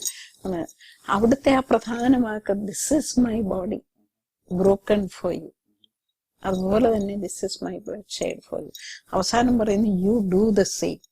അപ്പൊ ഇത് ബലിയാണ്. ഖുർബാന എന്നുള്ള വാക്ക് തന്നെ ബലി. സോ സിംപ്ലി പോയി പ്രാർത്ഥിച്ചുകൊണ്ടായാലും you have to give a sacrifice. ഞാനിങ്ങനെ നടന്നും വിഷമിച്ചും ചിലപ്പം നിരാശപ്പെട്ട ചിലപ്പം സന്തോഷിച്ചും വീട്ടിൽ വന്ന് തന്നെയാകുമ്പോൾ ഐ ഹാഡ് നോ മാസ്. അപ്പൊ ഞാൻ ഓർക്കും somewhere in the world there is. So here is my broken body. I have broken to bring hope and life for this people. ഇങ്ങനെ പറഞ്ഞ് ഓഫർ ചെയ്യും. പിന്നെ എനിക്ക് ഒരു പ്രശ്നമില്ല. അപ്പൊ അങ്ങനെ സ്ലോലി ആയിക്കോട്ടെ ഡീവിയേറ്റഡ് ഫ്രം ചർച്ച്. ചർച്ചിലെ പല കൂട്ടങ്ങളും എനിക്ക് ഒത്തിരി ത്രെറ്റ് ഉണ്ടായിരുന്നപ്പോഴും I wrote to bishop, suppose I die, something happens to me, don't bother about giving, caring my body and giving me a Christian. അത് ഇറ്റ് കോസ്റ്റ് മീ അലോട്ട് അത് വരാന്. കാരണം ഇത് രണ്ടും കൂടെ വെച്ച് നോക്കുമ്പോൾ today it is not easy for me to go with Christ and with church. Pope ഫ്രാൻസിസിന്റെ ചില കാഴ്ചപ്പാടുകളുമായിട്ട് ദയാബായിയുടെ കാഴ്ചപ്പാടുകൾ ഒത്തിരി സാമ്യം ഉള്ളതായിട്ട് തോന്നുന്നു. കാരണം ഈ അടുത്ത കാലത്ത് പോപ്പ് ഫ്രാൻസിസ് പല കാര്യങ്ങളും പറഞ്ഞത് സഭയുടെ ഒഫീഷ്യൽ വെർഷനിൽ നിന്ന് വിട്ടു നിന്നുള്ളതാണ്. അദ്ദേഹം പറയുന്നത്, ഇതിപ്പം ദയാബായി പറയുന്നത് എന്റെ കർമ്മമാണ് എന്റെ ബലി, അല്ലെങ്കിൽ എന്റെ ദൈവത്തിന് ഞാൻ നൽകുന്ന ബലി അല്ലെങ്കിൽ ബ്രോക്കൺ ബ്രെഡ് എന്ന് പറയുന്നത് എന്റെ കർമ്മമാണ്. അപ്പൊ ഓരോ പ്രാവശ്യവും ഞാൻ ഈ അടിത്തട്ടിലുള്ള ആൾക്കാർക്ക് വേണ്ടി പ്രവർത്തിക്കുമ്പോൾ ഞാൻ എന്റെ ബലി അർപ്പിക്കുകയാണ്. ആ ഒരു കാഴ്ചപ്പാടിലൂടെ തന്നെയാണ് പോപ്പ് ഫ്രാൻസിസും അടുത്ത കാലത്ത് ചില പ്രസ്താവനകൾ നടത്തിയിട്ടുണ്ട്. കത്തോലിക്കനാകണമെന്നില്ല നിങ്ങൾ സ്വർഗത്തിൽ പോവാണ്, അല്ലെങ്കിൽ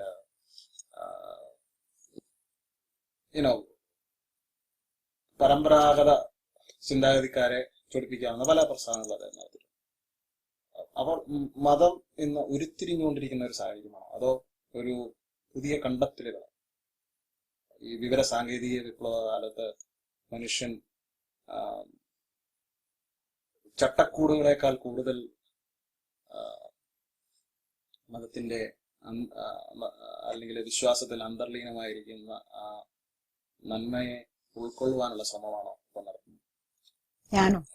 അല്ല, മൊത്തത്തില് ഇപ്പം ഇങ്ങനെയുള്ള ഈ കാഴ്ചപ്പാടുകൾ വരുമ്പോൾ എനിക്ക് തോന്നുന്നത് അവിടെയോട്ടാണ് നമ്മൾ വരേണ്ടത്. കാരണം ബൈബിളിലേക്ക് കർത്താവും പറഞ്ഞിട്ടുണ്ട്, കർത്താവിനെ പരീക്ഷിക്കാനായിട്ട് പറഞ്ഞില്ലേ സൺഡേയില് ഒരാളെ ഹീൽ ചെയ്തപ്പോൾ. അപ്പൊ അവിടെ ക്ലിയർ ആയിട്ട് പറഞ്ഞിട്ടുണ്ട്, നീവാണോ വലുത് മനുഷ്യബന്ധങ്ങളാണോ എന്നുള്ള രീതിയിൽ. മനുഷ്യ സ്നേഹം അതിന് വേണ്ടിയിട്ട് എന്ത് ചെയ്താലും അത് നിയമലംഘനം അല്ല എന്ന് അത് തറപ്പിച്ച് അവിടെ കാണിച്ചു പ്രവൃത്തി കൊണ്ട്. അപ്പൊ നിയമം ആർക്ക് വേണ്ടിയിട്ടാണ് ഉണ്ടാക്കുന്നത്? നിയമം നമ്മളെയൊക്കെ ഒരു വഴിക്കൂടെ കൊണ്ടുപോകാൻ വേണ്ടിയിട്ട്. I think we should be able to make our choice. ഈ പിന്നെ മനുഷ്യബന്ധങ്ങൾ, സ്നേഹം, അതാണ് പരമമായിട്ടുള്ളത്.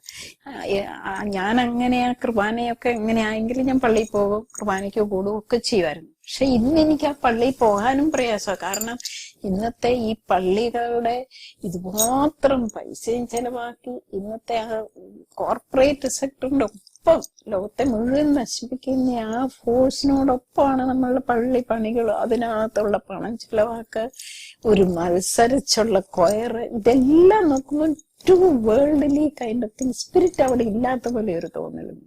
ലോകത്ത് എവിടെയാണെങ്കിലും എന്തെങ്കിലും ഒരു സിസ്റ്റം ഉണ്ടെങ്കിൽ മാത്രമേ നന്നായിട്ട് ഫങ്ഷൻ ചെയ്യുള്ളൂ.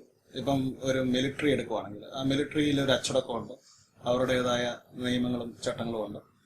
ആ ഒരു സംവിധാനത്തിൽ കൊണ്ടുപോകുമ്പോഴാണ് ഏറ്റവും എഫിഷ്യന്റ് ആയിട്ടുള്ള ഒരു മിലിറ്ററി ഉണ്ടാവുക. അപ്പൊ അതുപോലെ തന്നെയാണ് പല ഇൻസ്റ്റിറ്റ്യൂഷൻസും പ്രവർത്തിക്കുക. അപ്പൊ ഇൻസ്റ്റിറ്റ്യൂഷൻസിനെ ഒഴിവാക്കിക്കൊണ്ട് ഒരു സിവിലൈസേഷൻ നമുക്ക് ഒരിക്കലും ഉണ്ടാക്കിയെടുക്കാൻ പറ്റില്ല. പക്ഷെ ഇൻസ്റ്റിറ്റ്യൂഷൻ എങ്ങനെ കൊണ്ടുപോകണമെന്നുള്ളത് ദയാവായി വിലയിരുത്തി, അല്ലെങ്കിൽ ഇൻസ്റ്റിറ്റ്യൂഷൻസിന് പറ്റിയ പരാജയം ഉണ്ടാകും. ഇൻസ്റ്റിറ്റ്യൂഷൻ ഒരു ഫാമിലിക്ക് പോലും ഉണ്ട് സർട്ടൻ കോഡ് ആൻഡ് ഒരു ഡിസിപ്ലിനിങ്. ആദ്യകാലത്തെ ക്രിസ്ത്യൻ കമ്മ്യൂണിറ്റീസിനെ നോക്കിയാല് അവര് എത്ര നന്നായിട്ട് ആ ക്രിസ്ത്യൻ സ്പിരിറ്റ്, ആ മൂല്യങ്ങൾ പ്രാക്ടീസ് ചെയ്ത് അവർ ജീവിച്ചു. എല്ലാവരും കൂടി ഒന്നിച്ചുകൂടി പ്രാർത്ഥിച്ചു, ഷെയർ ചെയ്തു, each one stood for another. പക്ഷെ ആ റോമൻ ഇതിലേക്ക് വന്നു കഴിഞ്ഞപ്പം ആ ഇൻസ്റ്റിറ്റ്യൂഷൻ അങ്ങ് ഈ പറഞ്ഞ പോലെ വലിയൊരു ഗ്യാപ്പ് ഉണ്ടാക്കി. I mean completely got alienated from the people of God is the church എന്ന് പറയും. ആ പീപ്പിൾ ഓഫ് ഗോഡ് ചർച്ചും ഒഫീഷ്യൽ ചർച്ചും തമ്മിൽ ഭയങ്കര ഒരു പറഞ്ഞു വരുന്ന ആർഷഭാരത സംസ്കാരത്തില് സത്യം ഏതാണോ അത് സ്വയം കണ്ടെത്തുന്നതായിരുന്നു മതം, അല്ലെങ്കിൽ ഒരു സഹിഷ്ണുത എന്ന് പറയുന്നത്. നിങ്ങൾ ദൈവത്തെ അന്വേഷിക്കൂ, ദൈവത്തെ കണ്ടെത്തൂ, അത് നിങ്ങൾ അതനുസരിച്ച് ജീവിച്ചോളൂ അതാണ് സനാതന മൂല്യങ്ങൾ എന്ന് പറയുന്നത്. ആ മൂല്യങ്ങൾക്കകത്ത് എല്ലാ മതങ്ങൾക്കും വളരുവാനുള്ള സാഹചര്യം ഉണ്ടായിരുന്നു.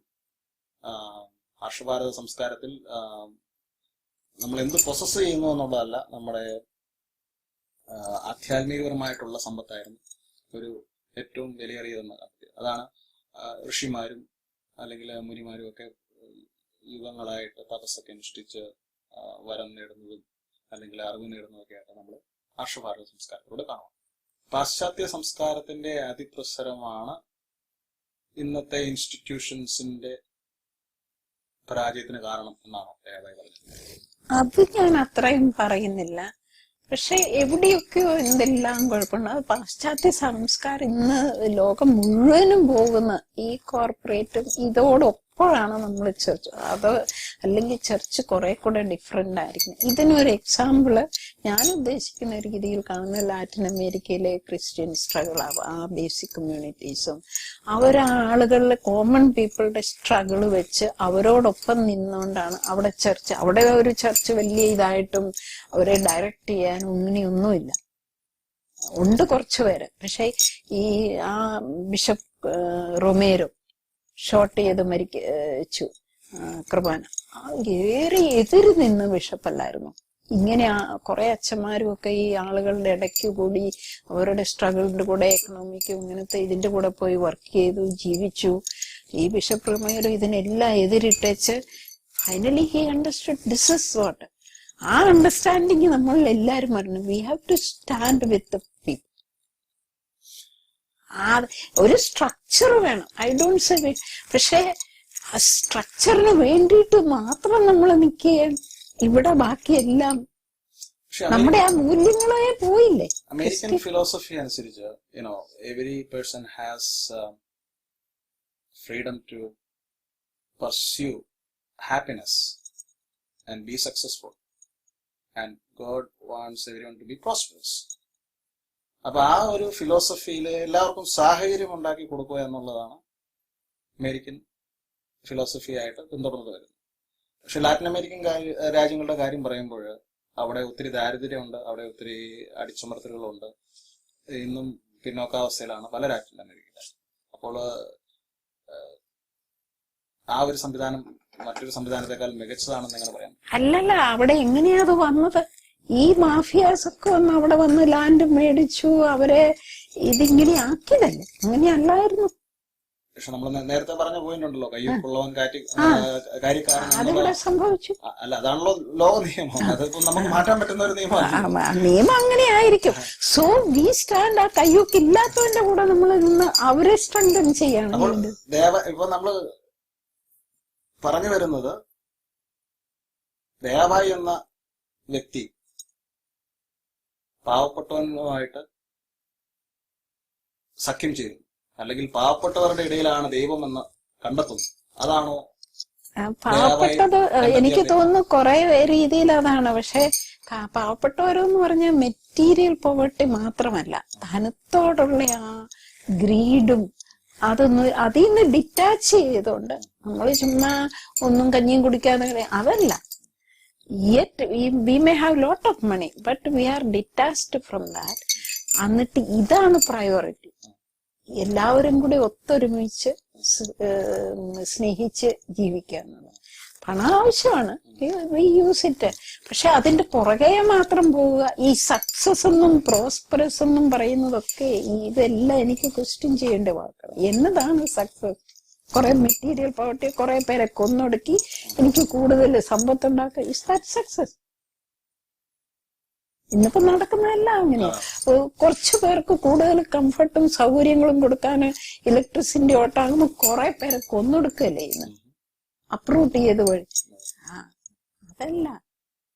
അപ്പൊ ഇതെല്ലാം ഒരു സത്യമാണ്. ഇപ്പൊ ഈ പറയുന്ന കാര്യങ്ങളെല്ലാം എഴുതപ്പെടാത്ത സത്യങ്ങളാണ്. പക്ഷെ ഇതിനൊരു ഓൾട്ടർനേറ്റീവ് പറയാൻ ഓൾട്ടർനേറ്റീവ് ഇതേ ഉള്ളൂ. കുറെ കൂടെ സിംപ്ലിഫൈ ചെയ്യും, ഗ്രീഡ് കുറയ്ക്കുക. ആ ഗ്രീഡാണ് ഈ ബൈബിളിലേക്ക് പിന്നെയും പോകും. ഒട്ടകത്തിന്റെ ഒട്ടകം സൂചിക്കുഴയെ കൂടെ പോകുന്നെന്ന് പറഞ്ഞ് ഈ ഒട്ടകം എന്നതാ. ഇതൊക്കെ ഈ വെൽത്ത് ഒക്കെ ആയിക്കഴിഞ്ഞ് നമ്മളെ അതിന്റെ പുറകെ ആയിക്കഴിഞ്ഞാൽ പിന്നെ we don't consider about our own brother or sister or relationship. പിന്നെ പണം ആർത്തി എന്തേറിയാലും തിരികലാത്ത. എനിക്ക് തോന്നുന്നു ഇന്ന് അതാണ് ഒരു പ്രധാനം. അത് ചർച്ചിലും എല്ലാ റിലിജനിലും ഒക്കെ equal to the corporate world നമ്മളായിക്കഴിഞ്ഞു. അതൊരു ഭയങ്കര ഡേഞ്ചർ ആയിട്ടാണ് എനിക്ക് തോന്നുന്നു. സോ ഇതിനെല്ലാം ഒരു സൊല്യൂഷനേ ഉള്ളൂ. We have to become simpler, go back to nature, go back to people. അപ്പൊ ഗ്രീഡ് എന്ന ഒരു മാനസികാവസ്ഥയിൽ നിന്നും പുറത്തു വന്നാൽ, അതിൽ നിന്നും ലിബറേറ്റ് ചെയ്യപ്പെട്ടു കഴിഞ്ഞാൽ ഏത് മനുഷ്യനും അവൻ്റെതായ രീതിയിലുള്ള ഒരു സന്തോഷം കണ്ടെത്താനാവും. അത് ആ സന്തോഷത്തിൽ വളരെ സിമ്പിളായിട്ട് ജീവിക്കുവാൻ പറ്റും. ലൈഫില് ഒരു പർപ്പസ് കണ്ടെത്താൻ സാധിക്കുമെന്നാണ് പറഞ്ഞത്. ഗ്രീഡ് മാത്രമല്ല, ആ ഗ്രീഡിനെ എടുത്തു കഴിയുമ്പോൾ something has to replace. That is love. ആ സ്നേഹം എന്നൊന്ന് പറയുന്നത്, ഈ ബന്ധപ്പെടുക, ഇതെല്ലാം it's a beautiful thing. No, അത് അനുഭവിച്ചാലേ പറയും. ഇന്നിപ്പോ ഇതിന്റെ എല്ലാം പുറകെ പോകുമ്പോ നമ്മള് പക്ഷികൾ ചലിക്കുന്നത് കേൾക്കുന്നില്ല, പ്രകൃതിയുടെ സുന്ദരമായ ഒന്നും നമ്മൾ അനുഭവിക്കുന്നില്ല. ഇതിന്റെ പുറകെ ഒരു അതേസമയം ഇതിനെ ഒന്ന് മാറ്റി വെച്ചിട്ട് പ്രകൃതിയിലേക്ക്, പ്രകൃതി ജീവനത്തിലേക്ക്, കൊച്ചു കൊച്ചു ആളുകളിലേക്ക്, ഇതിലേക്കൊക്കെ ഒന്ന് തിരിഞ്ഞ്, I think it is A fantastic experience. മഠത്തിൽ നിന്ന് പുറത്തു വന്നതിന് ശേഷം മദർ തെരേസയുമായിട്ട് ബന്ധപ്പെട്ട് ചില പ്രവർത്തനങ്ങളിൽ ഏർപ്പെട്ടെന്ന് പറഞ്ഞു. മദർ തെരേസയുടെ സിസ്റ്റേഴ്സ് ഓഫ് ചാരിറ്റിയിൽ എന്തുകൊണ്ട് ചേർന്നില്ല, അല്ലെങ്കിൽ അതിൽ എന്തുകൊണ്ട് പ്രവർത്തിക്കുവാൻ? ഒരു സ്ഥലത്ത് നിന്ന് ഞാൻ തോറ്റിറങ്ങി, ഒരു മിസ്ഫിറ്റ് ആയിട്ട് അവിടെ എനിക്ക് പറ്റിയില്ല. അപ്പം വേറൊന്ന് ഞാൻ വളരെ ആലോചിച്ചിട്ട് ഞാൻ ചേരാൻ പോകുള്ളായിരുന്നു. I was looking. അപ്പൊ ഇതായിരിക്കുമെന്ന് എനിക്ക് തോന്നി. പക്ഷെ ഞാൻ അവരോട് പറയാതെ ഒരു വോളണ്ടിയർ ആയിട്ട് വർക്ക് ചെയ്യാനാ പോയത്. ഉള്ളിൽ ഇതുണ്ടായിരുന്നു, ഇവിടെയാണ് എനിക്ക് ഫിറ്റ് ചെയ്യുന്നുണ്ടെങ്കിൽ ഐ വിൽ ജോയിൻ. പക്ഷെ ചില പോയിന്റ്സിൽ എനിക്ക് എഗ്രി ചെയ്യാൻ തോന്നിയില്ല. I have high regard four mother Treesa, her work, specially work for destitute old age, അവരുടെ വേ ഓഫ് ലൈഫ്. അവര് ഒരു കോൺഗ്രിഗേഷനാണ്, തുടങ്ങുമ്പോഴത്തെ ആ ജീവിതശൈലി ഇന്നും കൊണ്ടുപോകും. ഒരുപാട് കോൺഗ്രിഗേഷൻ പോവർട്ടി തുടങ്ങിയിട്ടുണ്ട്, പക്ഷെ മറ്റുള്ളവരുടേതാണ് ഇന്ന് അവരുടെ സ്റ്റാൻഡേർഡ്. അതേ മദർ ട്രീസയുടെ കോൺഗ്രിഗേഷൻകാർ ഇന്നും ആ 3 സാരി, 2 ഓർഡിനറി എന്നും ഒന്ന് വാഷ് ചെയ്തിടുക, 1 ഫീസ്റ്റിന് സ്പെഷ്യൽ ഡേ, അതൊക്കെ അവർ മെയിൻറ്റെയിൻ ചെയ്യും. അതൊക്കെ എനിക്ക് ഹൈ റിഗാർഡ്. പക്ഷെ വർക്കിൽ ചില കൂട്ടങ്ങള് I don't want to say here. You don't want to say that. അല്ല, because she is such a figure and I don't want to say my critical points. പ്രത്യേകിച്ച് കുട്ടികൾക്ക് വേണ്ടിയിട്ടുള്ള വർക്കില്. പിന്നെ അവരുടെ ആൾക്കാർക്കും കുറെ കൂടെ സ്കില്ലും ട്രെയിനിങ്ങും. World is so complex. ഒരു മനുഷ്യനും പൂർണ്ണനല്ല. മദർ തെരേസയ്ക്ക് അവരുടേതായ ചില ന്യൂനതകൾ ഉണ്ടായിരുന്നു. അപ്പൊ അവരുടെ സിസ്റ്റേഴ്സ് ഒക്കെ കുറെ കൂടെ they should be train, skilled. കാരണം ഈ ഹ്യൂമൻ ബീങ്സുമായിട്ട് ഡീൽ ചെയ്യുമ്പം ഭക്ഷണം കൊടുക്കുക മാത്രം പോരാ, അവര് എങ്ങനെ ഒരു സ്നേഹം കാണിച്ചു. Much more is there to prepare them for a life. അതൊക്കെ പ്രത്യേകിച്ച് കുട്ടികളുടെ. ഓൾഡ് പീപ്പിളിന് അവർക്ക് ഇപ്പം മരിച്ചാൽ മതി, അതുവരെ നല്ല ഫൈൻസ്. ഞാൻ അവരുടെ കൂടെ വർക്ക് ചെയ്തു, അതൊക്കെ alright. But here I had a little question. ബംഗ്ലാദേശിൽ നിന്നും തിരിച്ചു വരുമ്പോൾ കാഴ്ചപ്പാടുകൾ മാറി, അല്ലെങ്കിൽ മതാധിഷ്ഠിതമായിട്ടുള്ള കാഴ്ചപ്പാടുകൾ മാറി, കൂടുതൽ സെക്യുലർ ആയിട്ട് ചിന്തിക്കാൻ തുടങ്ങി എന്ന് പറയും. അതൊന്ന് കൂടുതൽ ശരി. കാരണം അതുവരെ ഞാന് ചർച്ചിന്റെ കീഴില്, ഡയസിന്റെ കീഴില്, കോൺവെന്റിന്റെ കീഴിൽ നിന്നുണ്ടേ പ്രവർത്തിച്ചുള്ളൂ. എനിക്ക് ആ കാത്തലിക് അറ്റ്മോസ്ഫിയറേ ഉണ്ടായിരുന്നുള്ളൂ. പക്ഷെ ഇവിടെ ഈ റെഫ്യൂജി ക്യാമ്പില് ഒരുപാട് NGOs, വേറെ ഒരുപാട് നാഷണൽ ഇന്റർനാഷണൽ ഓർഗനൈസേഷൻ എന്നുള്ള വോളണ്ടിയേഴ്സിനെ ഒക്കെ കണ്ടു. അങ്ങനെ എനിക്ക് കുറെ കൂടി എക്സ്പോഷർ കിട്ടി. പിന്നെ അവിടെയൊക്കെ ആയപ്പോഴത്തേനാണ് ഈ പ്രൊഫഷണൽ സോഷ്യൽ വർക്ക് എന്നുള്ള ഒരു കൂട്ടം ഞാൻ കേട്ടതും അറിഞ്ഞതും. അപ്പൊ എനിക്ക് തോന്നി ഇനിയിപ്പം കന്യാസ്ത്രീ ആകാൻ ആലോചിച്ചിട്ട് കാര്യമില്ല. അതേപ്പറ്റി ഞാൻ നഴ്സിംഗ് പഠിച്ചു, ഹോമിയോ പഠിച്ചു. ഇനി പ്രൊഫഷണൽ സോഷ്യൽ വർക്കും കൂടെ പഠിച്ചു കഴിഞ്ഞാൽ ഇങ്ങനെ മാർജിനലൈസ്ഡ് ഉള്ള ആളുകളുടെയൊക്കെ ഇടയ്ക്ക് പോയി വർക്ക് ചെയ്യാം എന്ന് വിചാരിച്ചുകൊണ്ട് ഇതിന് പോകുന്നത് കോഴ്സിന്. ഞാൻ ബംഗ്ലാദേശിൽ നിന്ന് പോരുന്നതിന് മുമ്പേ എഴുതി ബോംബെയിലെ നിർമ്മല നികേതൻ. അതിന് മുമ്പ് അതേപ്പറ്റി ഞാൻ കേട്ടിട്ടുണ്ടായിരുന്നു, അവരെ പറ്റി. എഴുതിയപ്പോഴേ എന്റെ ഈ അനുഭവമൊക്കെ വെച്ചുകൊണ്ട് വരാനാ പറഞ്ഞു. പഠിക്കാൻ തുടങ്ങിയപ്പം പിന്നെ അതെന്നെ ഒരു മിസ്ഫിറ്റ് എന്നുള്ള ഒരു നേച്ചർ കൊണ്ടായിരിക്കും ഈ അമേരിക്കൻ പുസ്തകവും വായിച്ച് 75% റൂറൽ ആണെന്ന് പറയുന്നു എന്നുള്ള കോഴ്സിൽ ആ റൂറൽ ആളുകളെ കെയർ ചെയ്യാനൊന്നുമില്ല. ഫീൽഡ് വർക്ക് മുഴുവൻ ബോംബെ സിറ്റിയില് purely American methodology, case work, group work. എല്ലാ കാര്യങ്ങൾക്കും സ്വന്തമായിട്ടൊരു ഒപ്പീനിയൻ അല്ലെങ്കിൽ ഒരു കാഴ്ചപ്പാട് ഉള്ള വ്യക്തിത്വമാണ് ദയാവായുടെ എന്ന് ആരെങ്കിലും വിമർശിച്ചു കഴിഞ്ഞാൽ അവനെ ഏത് രീതിയിൽ കാണും? സ്വന്തമായിട്ടാണോ എന്ന് എനിക്കറിയത്തില്ല. പക്ഷെ may be because I M questioning, I M critically looking at everything, അതുകൊണ്ട് അങ്ങനെ അത് വന്നതായിരിക്കും. എനിവേ, ഞാനിപ്പം തിരിഞ്ഞു നോക്കുമ്പോൾ ഓർക്കുന്നു, എന്റെ നോവിസ് മിസ്ട്രസ് പറയുമായിരുന്നു, child, you are far ahead of time, but you will suffer a lot, but one day you will be guiding many people. Sister, I'm thinking I have no vocation. You will be guiding എന്ന് പറയുമ്പോൾ ഞാൻ ഓർക്കും എന്നെ noise mistress ആക്കാൻ പോവാണ്.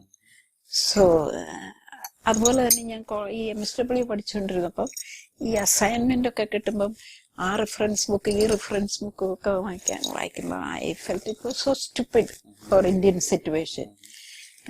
ഈ ഇത്രയും സമയമൊക്കെ ചെലവാക്കി ഈ case work for us I think it is not. Anyway, ഞാൻ അസൈൻമെന്റ് എല്ലാം ചെയ്ത് എന്റെ എക്സ്പീരിയൻസ് വെച്ചിട്ടുണ്ടായിരുന്നു. അപ്പൊ എനിക്ക് ഷുവർ ആയിരുന്നു ഞാൻ തോക്കും, പ്രൊഫസർ എന്റെ പേപ്പർ വലിച്ചു കീറിക്കളയും. ഒരു Parsi lady, very good, very beautiful, 14 വർഷം അമേരിക്കയിൽ പഠിച്ച് ജോലി ചെയ്തു, PhD ചെയ്തു, എല്ലാം കഴിഞ്ഞു വന്ന് പഠിപ്പിക്കുന്നു. I was shocked. എന്റെ പേപ്പറിൽ 3-4 തവണ എഴുതി തന്നു, mercy, can you give back your paper? May I use it for teaching? എനിക്ക് വലിയ സർപ്രൈസാ. ഇങ്ങനെ ജീവിതത്തിൽ ഒന്ന് രണ്ട് വ്യക്തികൾ എന്നെ അവിടെ ഇവിടെയും ഒന്ന് ഫ്ലിപ്റ്റ് ചെയ്തിട്ടുണ്ട്. അല്ലാതെ അതിൽ കൂടുതൽ ഞാൻ എന്റേത് വലിയൊരു അപ്രോച്ചാണെന്ന് ഒന്നും ചെയ്തില്ല. അത് ഇച്ചിരി സെൽഫ് കോൺഫിഡൻസ് തന്നിട്ടുണ്ടെന്നല്ലാതെ നത്തിങ്. അപ്പൊ ഇന്നെനിക്ക് തോന്നുക എന്നെ ഈ ആളുകളുടെ എല്ലാം കൂടെ വിട്ട് ഒരുപാട് പഠിച്ചിട്ടുണ്ട്. നമ്മുടെ ഇന്ത്യൻ സിറ്റുവേഷനിൽ ഡീൽ ചെയ്യാൻ ദൈവം പഠിപ്പിച്ചിട്ടുണ്ട്, അവസരങ്ങൾ തന്നിട്ടുണ്ട്. So I live by that. ആദിവാസികളുടെ ഇടയിൽ പ്രവർത്തിക്കാൻ തീരുമാനിച്ചു. മധ്യപ്രദേശിൽ പോയി സെറ്റിൽ ആവുന്നു. അവിടുത്തെ ഗോണ്ട് എന്ന് പറഞ്ഞ സമൂഹത്തിന്റെ ഇടയ്ക്ക് സേവനവുമായിട്ട് ജീവിതം നയിക്കുന്നു. ദയവായി മുന്നേറുകയാണ്. ആ ഒരു മുന്നേറ്റത്തില് ഈ ഒരു പർട്ടിക്കുലർ കമ്മ്യൂണിറ്റിയോട് ഒരു മമത തോന്നുവാനുള്ള കാരണം ഈ ഗോണ്ടോ? അത് പ്രത്യേക ഒന്നുമില്ല. അന്ന് ബീഹാറിലായിരുന്നോണ്ട് എനിക്ക് ഉറാവോ കമ്മ്യൂണിറ്റി, അവിടെയെല്ലാം ചർച്ചും ഒക്കെ വളരെ ആക്റ്റീവാ, വെൽ കെയർഡ് ഫോർ. അതേസമയം ഇവിടെ വലിയ അധികം ഒന്നുമില്ല. എന്നാൽ മണ്ഡല 1-2 ഡിസ്ട്രിക്റ്റിലൊക്കെ ചർച്ച് ഈസ് ആക്റ്റീവ്. ഈ ചിന്വാട ഞാൻ എടുക്കാൻ കാരണം, ഒന്ന്, അന്നത്തെ ബിഷപ്പ് എന്നെ വിളിച്ചു ഈ ബേസിക് കമ്മ്യൂണിറ്റി. ആ ബിഷപ്പ് ഞാൻ കോൺവെന്റിൽ നിന്ന് ഇറങ്ങിക്കഴിഞ്ഞപ്പം മുതല് ഒരു വാക്കെങ്കിലും എന്നോട് പറയായിരുന്നു, മസി, what you are thinking is right, keep up, go ahead എന്ന്. പിന്നെ ഞാൻ ബംഗ്ലാദേശിലായിരുന്നപ്പോ ഈ ബിഷപ്പ് എനിക്കൊരു എഴുത്തെഴുതി, with your kind of vision I'm thinking of starting a congregation, if you like you come. ഞാന് അതിന് പോരാനൊക്കെ ഒരുങ്ങിയപ്പോഴത്തേനും പെട്ടെന്ന് ഒരു മറുപടി വേറൊന്ന്, stay where you are, I discussed this matter. Bishop വേറെ 1-2 ആളും കൂടെ മനസ്സ് വെച്ചോണ്ട് ഒരു കോൺഗ്രിഗേഷൻ തുടങ്ങാനോ ഓർത്തതാ. അപ്പൊ ഡയസിസിലെ പ്രീസ്റ്റുമായിട്ട് ഡിസ്കസ് ചെയ്തപ്പം they were not supportive. He wrote, no bishop can start a congregation unless the priest there, his community will support. അതുകൊണ്ട് എന്നോട് പറഞ്ഞു പോരണ്ടെന്ന്. അപ്പൊ ഇങ്ങനെ കുറെ വ്യക്തികൾ അവിടെ ഇവിടെ ഉണ്ടായിരുന്നു. You are not really mad, go ahead എന്നൊന്ന് പറയാൻ, അങ്ങനെ ഒരു ഇച്ചിരി പോസിറ്റീവ് വെച്ചുകൊണ്ടാണ് ഞാൻ ഈ യാത്ര മുഴുവൻ നടന്നു. ആ ബിഷപ്പ് എന്നെ വിളിച്ചു, why don't you come to diocese MSW കഴിയുന്നതിന്. അപ്പൊ ഞാൻ പറഞ്ഞു, bishop, I work for 4 dioceses. എല്ലായിടത്തും ഇച്ചിരി ചെയ്ത് കഴിയുമ്പോഴേ don't do this, don't do that എന്ന് പറയും. നമ്മളാ ഉദ്ദേശിക്കുന്ന ആ രീതിയിലേക്ക് പോകാൻ പറ്റുന്നില്ല. ഒരു പ്രോജക്റ്റ്, ഒരു ചാരിറ്റി, ഒരു ഡിസ്ട്രിബ്യൂഷൻ, ദാറ്റ്സ് എനഫ് എന്നുള്ളത്. For me human people and community was important. അതുകൊണ്ട് ഞാൻ ലീവ് ചെയ്തായിരുന്നു ഡയസിസിന്റെ വർക്ക്. അപ്പോഴാണ് ഈ ബിഷപ്പ് പറയുന്നത്. അപ്പൊ ഞാൻ പറഞ്ഞു, on one condition, give me complete freedom to select a village and also freedom in decision making. Work-wise decision making should be people and myself, not a social work director or a bishop. അതെന്റെ past experience വെച്ചുകൊണ്ട് bonded labourers, ട്രൈബൽസിനെ ഞാൻ identify ചെയ്ത് അവർക്ക് വേണ്ടിയിട്ട് work ചെയ്തപ്പം Bombay diocese കാരിറ്റാസിന്റെ എഴുതി she's A problem. എന്നാ ഈ ബോണ്ടഡ് ലേബറേഴ്സ് കാത്തലിക് ഫാമിലീസിൽ നമ്മുടെയൊക്കെ നാട്ടിൽ പണ്ട് പലര് താമസിച്ച പോലെ താമസിക്കും. പക്ഷെ എന്റെ വീട്ടിലൊന്നും അങ്ങനത്തെ ഇൻജസ്റ്റിസ് ഞാൻ കണ്ടിട്ടില്ല. ഇവിടെ ഒരു കുടിൽ വെച്ച് താമസിക്കാൻ അവരെ അനുവദിച്ചുകൊണ്ട് ഒരാള് സ്ഥിരം കൂലി കൂടാതെ വർക്ക് ചെയ്യണം. That is bonded. വീട്ടിലൊക്കെ പപ്പായൊക്കെ ഇവർക്ക് കൂലിയും കൊടുക്കും, ഇടയ്ക്ക് തുണിയും കൊടുക്കും, വഴക്കൽ കൊടുക്കും.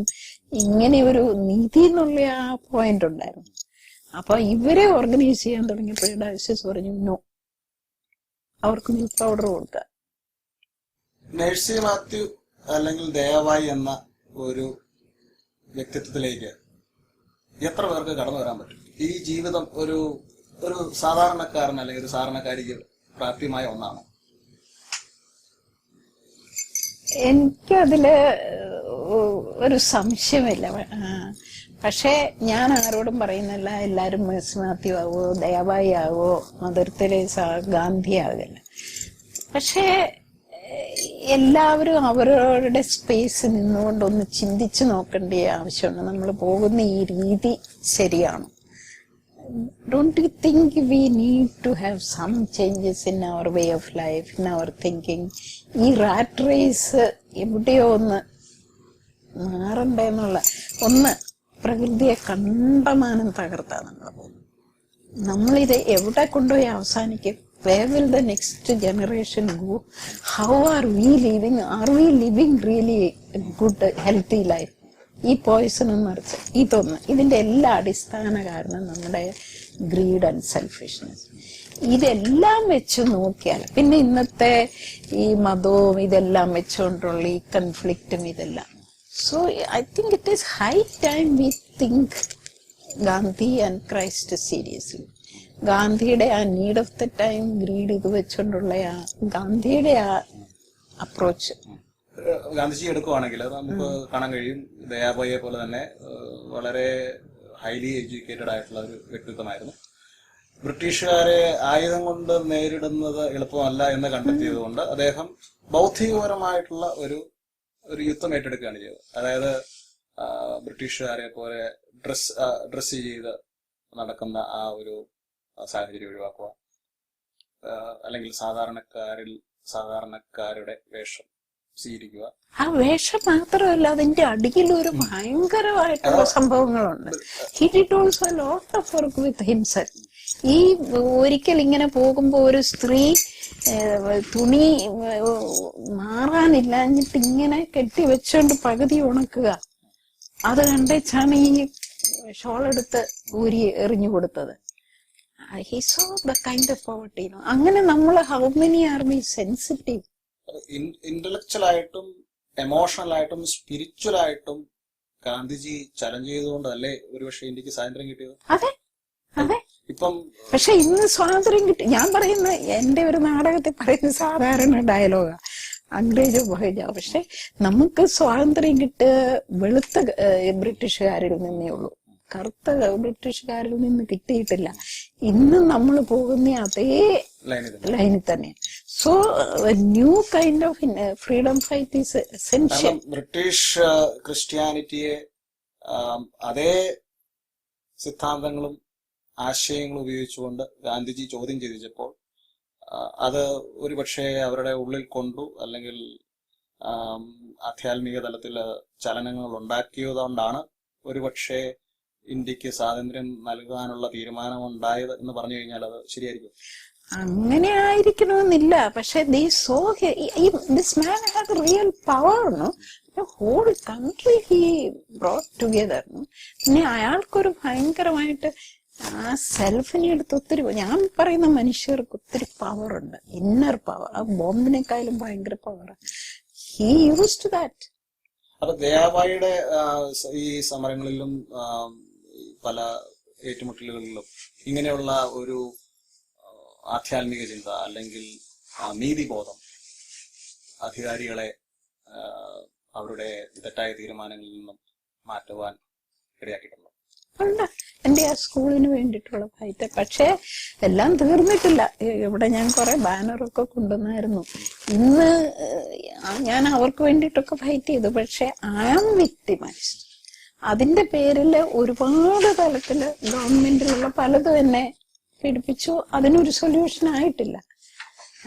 പക്ഷെ നമുക്ക് വേണ്ടിയിട്ടല്ല ഫൈറ്റ് ചെയ്യുന്നത്. പക്ഷെ ജസ്റ്റ് ഞാൻ പറയുന്നത് ഇൻജസ്റ്റിസ് സഫർ ചെയ്യുന്നതും റോങ്ങാണ്. സോ ഇന്ന് നമ്മുടെ ഇന്ററാക്റ്റീവ് സെക്ഷനിൽ, ഇവിടെ IAPCയുടെ ഇന്ററാക്റ്റീവ് സെക്ഷനിൽ ഉണ്ടായ ഒരു ചോദ്യമാണ്, എന്തുകൊണ്ടാണ് കേരളത്തിലെ അട്ടപ്പാടി പോലെയുള്ള ഒരു സ്ഥലം ദയവായി തെരഞ്ഞെടുക്കാത്തത്? അല്ലെങ്കിൽ എന്തുകൊണ്ട് ഈ മധ്യപ്രദേശിൽ പോയി? കേരളത്തിൽ തന്നെ ഒത്തിരി ആദിവാസി കുടികളില്ലേ, അവിടെ ശിശുമരണങ്ങളൊന്നും നടക്കുന്നില്ലേ, അവിടെ സാമൂഹിക പ്രവർത്തനങ്ങളില്ലേ? എന്തുകൊണ്ട് അങ്ങനെയുള്ള ജനിച്ച നാട്ടിൽ തന്നെയുള്ള പ്രശ്നങ്ങൾക്ക് പരിഹാരം കണ്ടെത്താൻ ശ്രമിക്കുന്നു? ഞാൻ ഇവിടെ പോകുമ്പോ അട്ടപ്പാടിയിലെയും കേരളത്തിലെയും എനിക്ക് അത്ര അറിയത്തില്ലായിരുന്നു. ഇവിടെ ആരും ഒന്നും ചെയ്യാത്ത ഒരു സ്ഥലത്താണ് ഞാൻ നിന്നത്. ചർച്ചില്ല, ഗവൺമെന്റിന്റെ സൈഡിൽ നിന്നില്ല, NGOs ഇല്ല.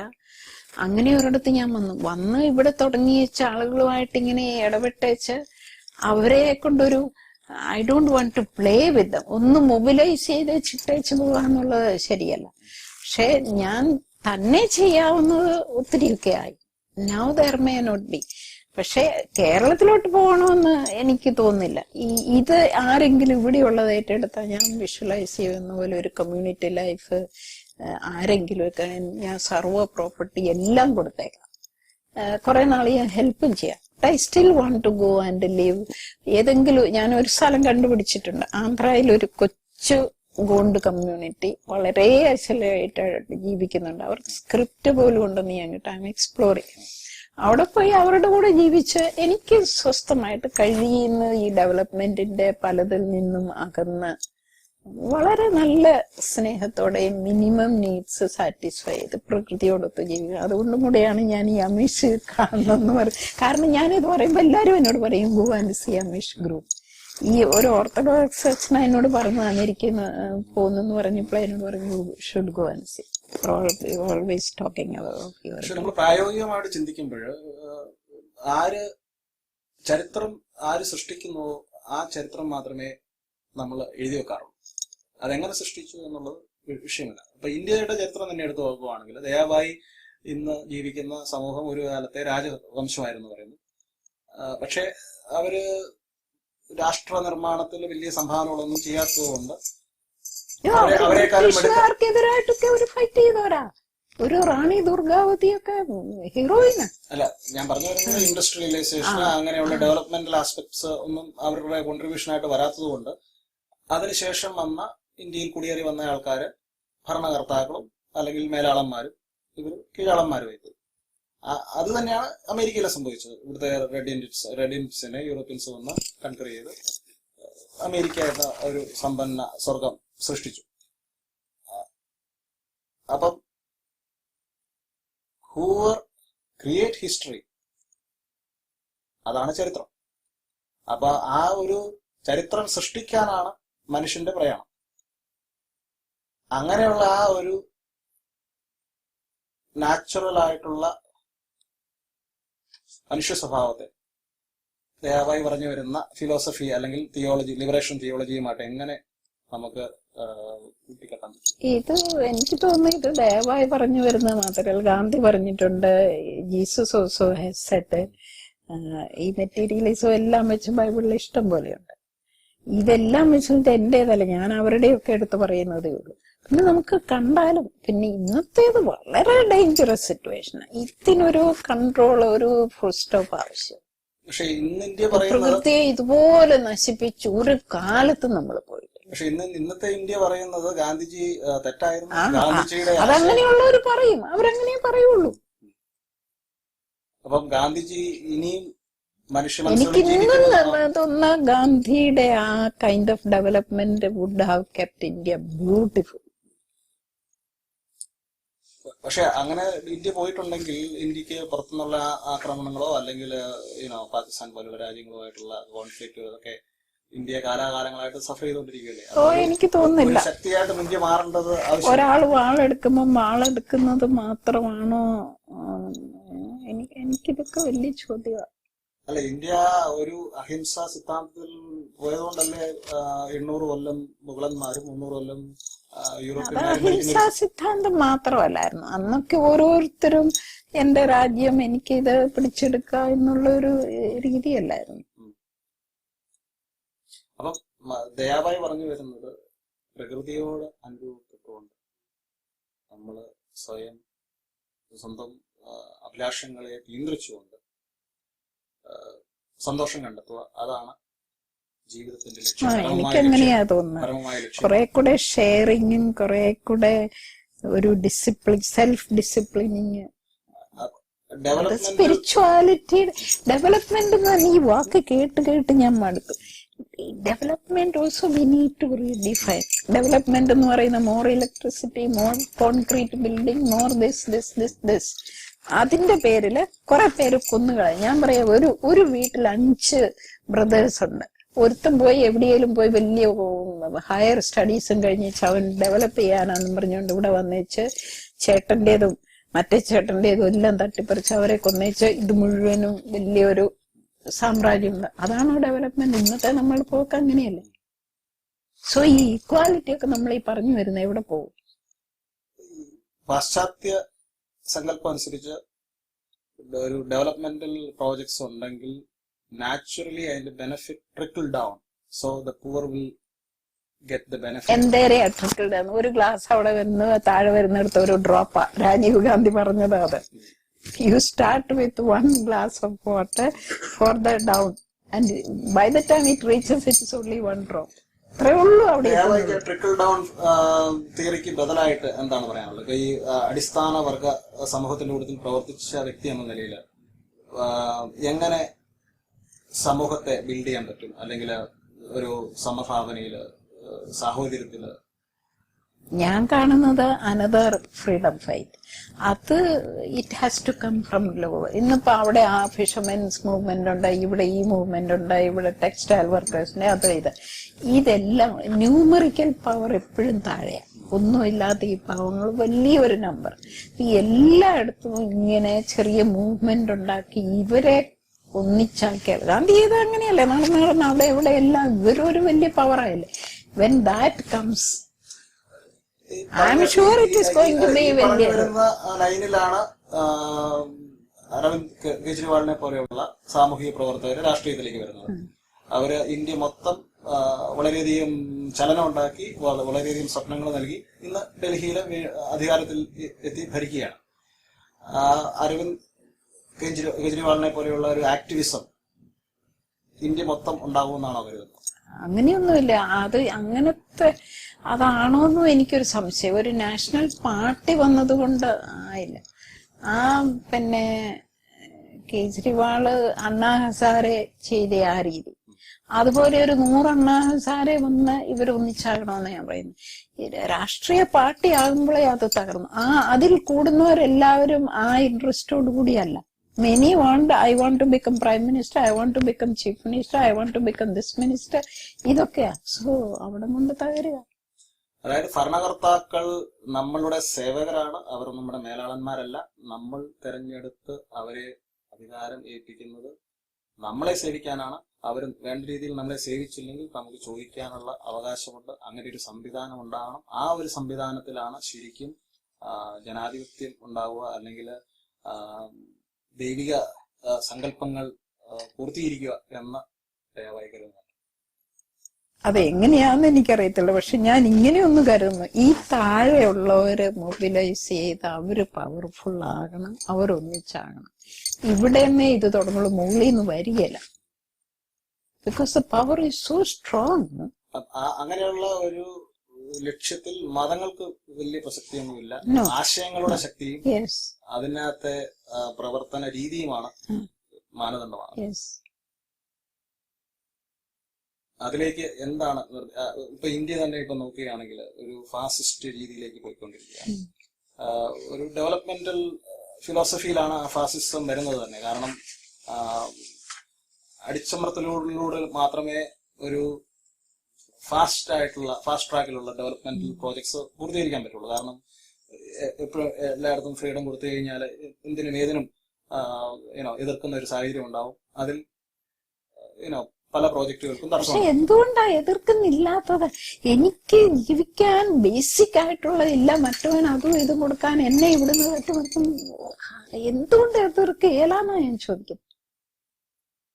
അപ്പൊ ഡെവലപ്മെന്റ്സിനെയും അതുപോലെ തന്നെ സസ്റ്റൈനബിൾ ഹ്യൂമൻ സോഷ്യൽ സിസ്റ്റത്തെയും എങ്ങനെ ഞാൻ പറയുന്ന ഈ ഡെവലപ്മെന്റ് എന്ന് പറയുന്നത് നമുക്കൊന്നുകൂടെ റീഡിഫൈൻ. ഡെവലപ്മെന്റ് ശരിക്കാകണമെങ്കിൽ എല്ലാവർക്കും ഒരു ബേസിക് ആയിട്ടുള്ളത് കൊടുത്തുകൊണ്ടുള്ള ഡെവലപ്മെന്റേ ആകാവുള്ളൂ. ഇത് ഇന്ന് ഒരു ഡെവലപ്മെന്റും അങ്ങനെയല്ല പോകുന്നത്.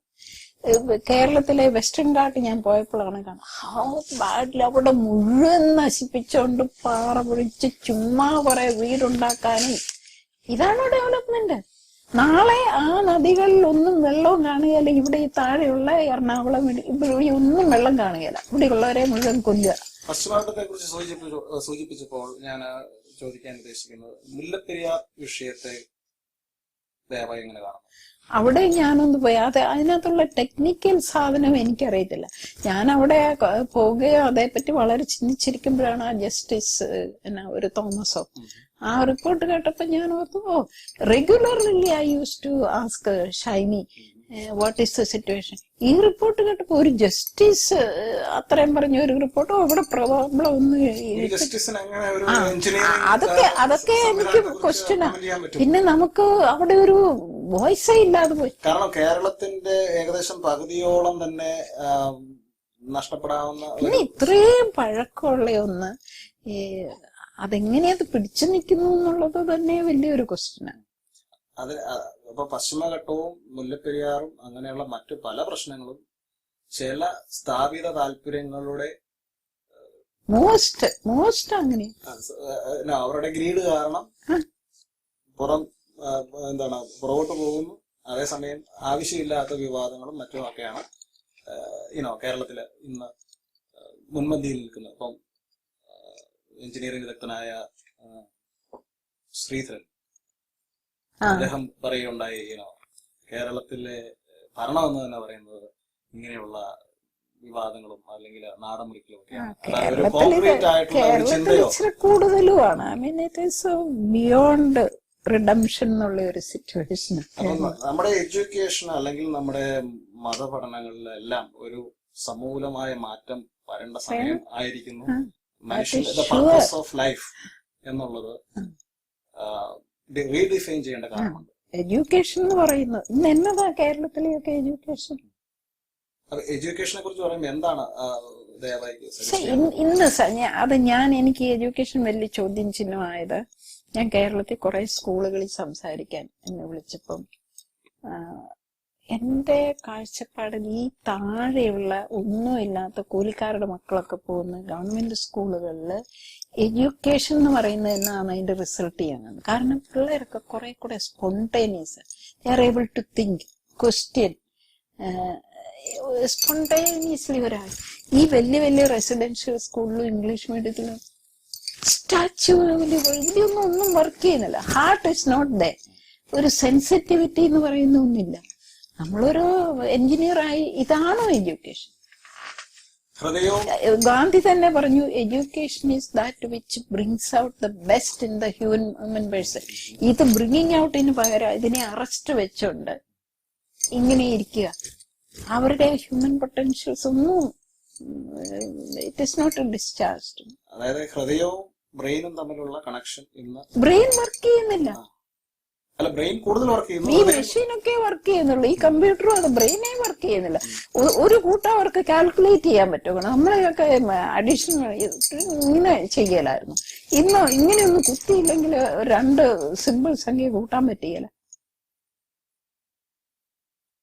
അപ്പൊ പ്രകൃതിയോട് ചേർന്ന് നിന്നുകൊണ്ടുള്ള ജീവിതശൈലി, അതും പ്രകൃതിയെ ചൂഷണം ചെയ്യാതെയുള്ള ഡെവലപ്മെന്റ്, സാമൂഹിക പ്രതിബദ്ധതയുള്ള വിദ്യാഭ്യാസം, അതുപോലെ തന്നെ ഗ്രീഡ് ഒഴിവാക്കിക്കൊണ്ടുള്ള ചിന്താഗതി, ഇതൊക്കെയാണ് ദയാവായി ഇന്നത്തെ സമൂഹത്തിന്റെ പല പ്രശ്നങ്ങൾക്കും പരിഹാരമായിട്ട് മുമ്പോട്ട് വെക്കുന്നത്.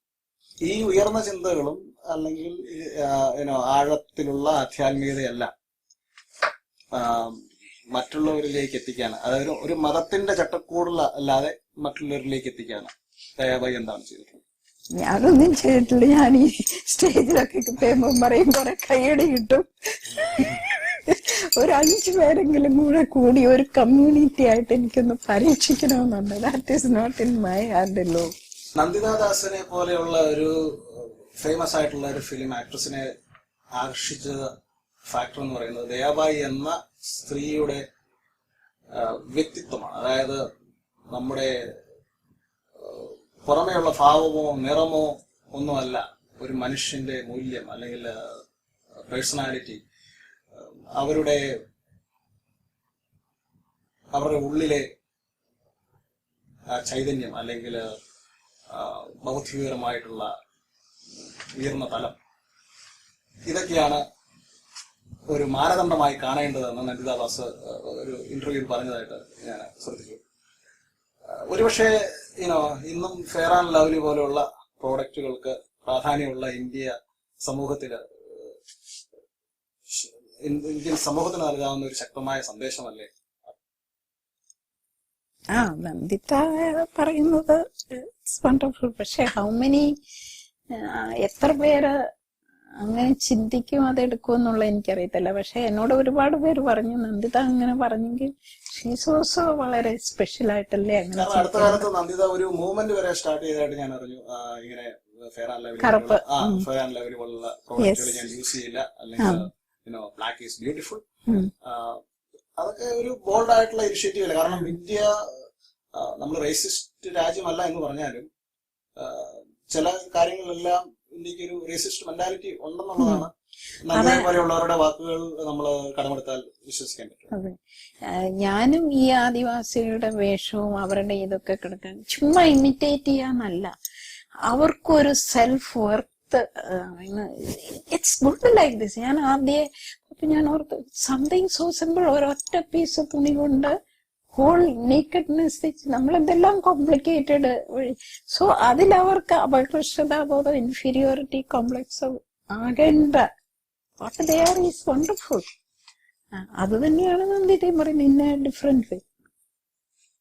ഭാരത സംസ്കാരത്തിലും അതുപോലെ തന്നെ പൈതൃകത്തിലും അടിയുറച്ചു നിന്നുകൊണ്ട് അതേസമയം എന്റെ വിശ്വാസം എന്റെ ചോയ്സാണ് എന്ന മനോഭാവത്തിൽ പ്രവർത്തിക്കുകയും ചെയ്യുന്ന ദയവായി ഒരുപക്ഷെ സത്യം തേടുന്ന പല ജനതയ്ക്കും ഒരു അവസാന വാക്കാകാം.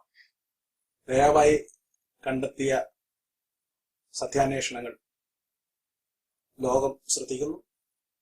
അമേരിക്കയിൽ ദയവായി അംഗീകരിക്കപ്പെട്ടു. അടുത്ത ആഴ്ച ഷിക്കാഗോയിൽ ഒരു വൻ സ്വീകരണം ദയവായിക്ക് നൽകുകയാണ്.